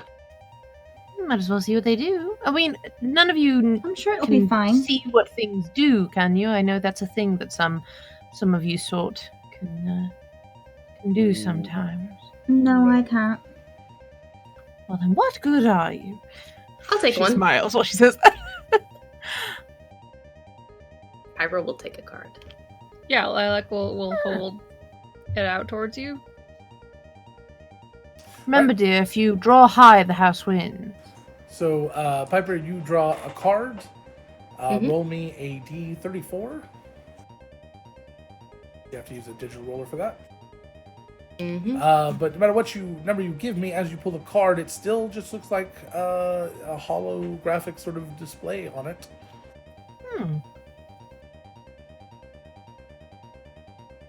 24. Wow. Maybe you have to say a magic word or something, not to be reductive. Does it have some Focus, sort of... focus, show me your focus. No, it's please. Well, does it have some That's sort of very symbol on it? Because that could mean, because the lady had these cards that had all these different symbols on them, and so there was, the big scary ones that meant that you were going to die soon, and then there were, the ones that meant you were going to find love. Like, what does that one have on it? Oh, that's a face. Mm-mm. Oh my god. What's on the card, baby? Nothing. Like I said, it's just still holographic. Yeah, maybe Okay. it's maybe there needs to be some sort of phrase, or maybe they're intended for a specific person. I love things like that. That maybe they're not to be seen by prying eyes. Well, I mean, if they're magic cards, maybe we have to gather more. Make a full deck. Ooh, like a game, like a collector game. Do we even know that they're magic? Piper, as you Go sit ahead. there and you hold on to it, it starts to vibrate in your hand. Ooh. Ooh. See, It's magic. No more doubting the magic. I hold on to it still. Okay. Is it getting warmer Vibrating or? bit. It's like vibrating. Can I see? Sure. And I hand it to Curie. As Curie soon as it picks it touches up. Curie's hand and you let go of it, it turns into a goblin who lands on the ground in front of Curie. It starts kind of shit. hopping around. It's got a spear, and it starts pointing it up at Curie. Excuse you, and she taps it with her cane in like the chest. You mind your manners? That card just made a person. As Hi, soon as friend. you try to touch it, you can determine immediately that it is an illusion. It still makes a sound and Oh stuff, god, it went through it. but it is an object, or it is an illusion. Well, that's and Curie like crouches down at it. Is it acting as if it has sentience right now, or is it Kind like of. it's moving? It's acting like an instinctual creature of its type. But so it's like a as- caricature of a As you goblin. kind of realized it, to everyone, it kind of starts to become very translucent, and it's very obvious that it's an illusion at this point. Oh well, this is delightful. Oh, neat. Not as good as the one in my room, but quite good. You have a goblin in your room? You have a goblet. I have an illusion thing in my room. You have an illusionary goblin in your room? Is he left over from building the ship? You mean like a ghost? Everyone forget I said something. Nope. It could be useful. I mean, illusions can be helpful sometimes. Dermot's really good at them. He's used quite a few over the years. Well, and then this doesn't require any effort on Dermot's part, too. It would be a good supplementary. But the problem is, if we don't know what's on the card, could we mark that one as goblin with a pen or something? Once you try to pick up the card, the illusion vanishes, and the card vanishes. Oh, Well, phooey. the card becomes, sorry, it doesn't vanish, it becomes no longer magical. Oh, well. And Is there anything on it then, or is it just It's a holographic? blank. No, it's not even holographic, just a blank card. Well, that one's marked now. Well, that's... Well, it's an agent of chaos, and I fully support it. 22 more. Tosses the card. So, Lilac, you have 22 cards left in it. After you attune to it, spending some time in its vicinity, you will then see the illusionary image of the creatures on it. However, you still must draw at random, but you at least have a list of things it could be. Mm-hmm. You know the worst case scenario. Oh Or dear. best case scenario. Oh dear. Will include things such as berserkers, hill giants, orcs, kobolds, ogres, and a red dragon. Awesome! And you, No pressure. as the deck is And tuned you. So there will be lots of Nice. things that you could have. Excuse me. And you, as in a copy of Copy of Lilac? correct. No, she. Awesome. That's amazing. No, Just it's random- red in the random. game. With a bird. Okay, ooh, we're running late. So anything else we need to do to wrap up here? Piper just turns to Curie and just says really quickly, Curie, if I have learned anything from you, it is that you never, ever forget information that might be valuable someday. Such as having an illusionary goblin in your room. It is not. And then she walks off. It is not. The gem is illusory. She's gone. She To be couldn't hear. pedantic. I do have something, Logan. Sure. So later that night, Curie goes to her room and closes the door. It takes several minutes of staring at the little pedestal on her nightstand. But she sits down at it and considers it for a little while, and she's sort of very apprehensive. And she would like to activate it with a she pulls out her her pocket watch that she has, and opens it up and looks at it for a bit on the inside, and activates the pedestal to conjure an illusion on it. It's a very, very broad-chested tiefling man with huge antlers and like really dark, ruddy hair, and sort of gray skin. And she's just in her room for the rest of the night, kind of considering the picture.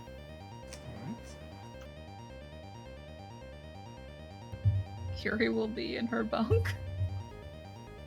Eventually she goes and dismisses it. All right. Anyone else have anything to wrap up the night? All right. Dietrich will just try to ponder the images in his room, and incomplete is the word that he's fixated on. So he's going to try to like fit things together that he muse on the nature of what it might be. At this point, you get nothing done. Nothing seems to make sense with it, and you get no more inspiration like you had the previous. Sure. So we leave the Cloudbreaker on its way towards the adjacent crystal sphere, where they will meet up with the Ethereum and learn all of their secrets, which will be for next week at 7 p.m. PDT, in the PDT. That's it. Next week, Tuesday. That was the day I was looking for. But in the meantime, if you want more of our craziness, we have a lot of stuff going on. Tomorrow's Wednesday, which means we've got the Power Hour with Angela tomorrow morning, noon PDT. And then Thursday, we've got No Brainer at 7 p.m. 6 p.m. Boy, I'm really good at this. 6 p.m. PDT. And then Friday, we've got Fireside Chad. And then we have Nerdsmith Sings Her Heart Out that evening. And I think over on the Make Believe channel, we've got some stuff in the next few days too, don't we? Aren't you running some stuff, friend? Don't you? Or no? I'm just streaming like a dork. It's What are you fine. streaming? Right now I'm streaming West of Loathing. I was gonna It's say the West of little Loathing was hilarious. Stick It was figure, great. stick figure cowboy game. I loved all your voices. Awesome. Wait, you were? Oh my gosh. Yeah, I was there. I am Devious Muppet. Remember, I was there for about an hour the other day. It was great. So just go check out. It's make_believe_. Is that right? Yeah. And see all the awesome stuff. But you talk about LARPing a lot, which I think is great. And you got a channel that's right before this show, right? Yeah, except it's actually moving to Wednesdays now because it's just too much to run a show and then have to immediately 15-minute turnaround, set up my green screen. Yeah. So we used to run a lot more shows too, and then we ran out of spoons. And Fire Nation attacked. And the Fire Nation attacked. That's true. And then the live action Fire Nation attacked. And then the live action Fire Nation attacked again. And then we have all sorts of problems. So, anyway, thank you all for being here. Thank you for the donations. 193% of our ship's health. So we're definitely getting a big upgrade next week. Hell yeah. And and we'll see how much great stuff is happening. If you want to join us over on the Discord, we'll be there for a few minutes after the show, which the thing will be on the Discord channel. Please visit our sponsors, World of Anvil and Die Hard Dice. Use the coupon code GOONIES, GOONIES, to get a discount. Also, not sure if anybody, speaking of Goonies, and this is a complete segue, the Goonies just had a digital reunion online on YouTube.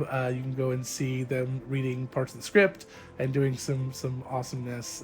It was hilarious. Oh, the movie. Okay, Goonies, I'm like, not us. what did I miss? No, the movie The Goonies just had a digital, just because we seem to have, That's awesome. so we'll give them a little shout out because it was hilarious and they're amazing. So go check that out. Anyway, I think that's it. So thank you again, everyone, and we will do 20 people. We'll go ahead and do a quick raid over probably to Perception Studio if they are on, or we'll find somebody else, of course, if not. So we'll see you guys then as we rapidly take our makeup off, and we'll see you over in the Discord. What's our raid cry?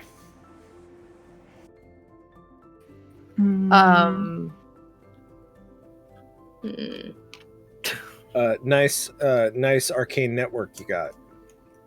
Nice arcade network. Nice arcade network. Okay. So we'll see you guys over there, and thank you all very, very much for being here. We will see you next week on Shenanigoons. Take care.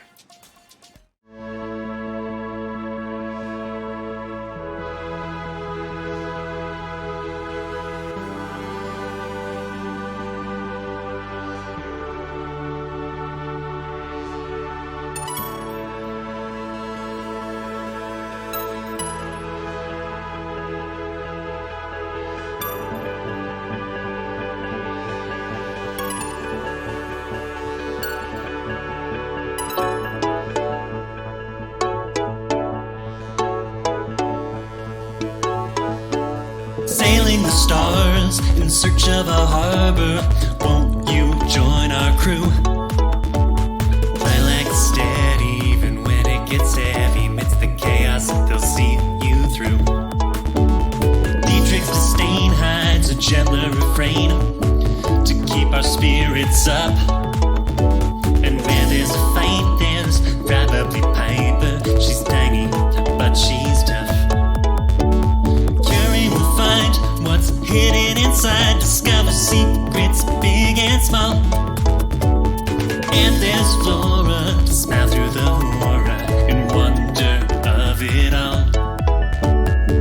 Dermot the bear looks through his vacant stare, but they will fluff you up. So won't you come along and wish us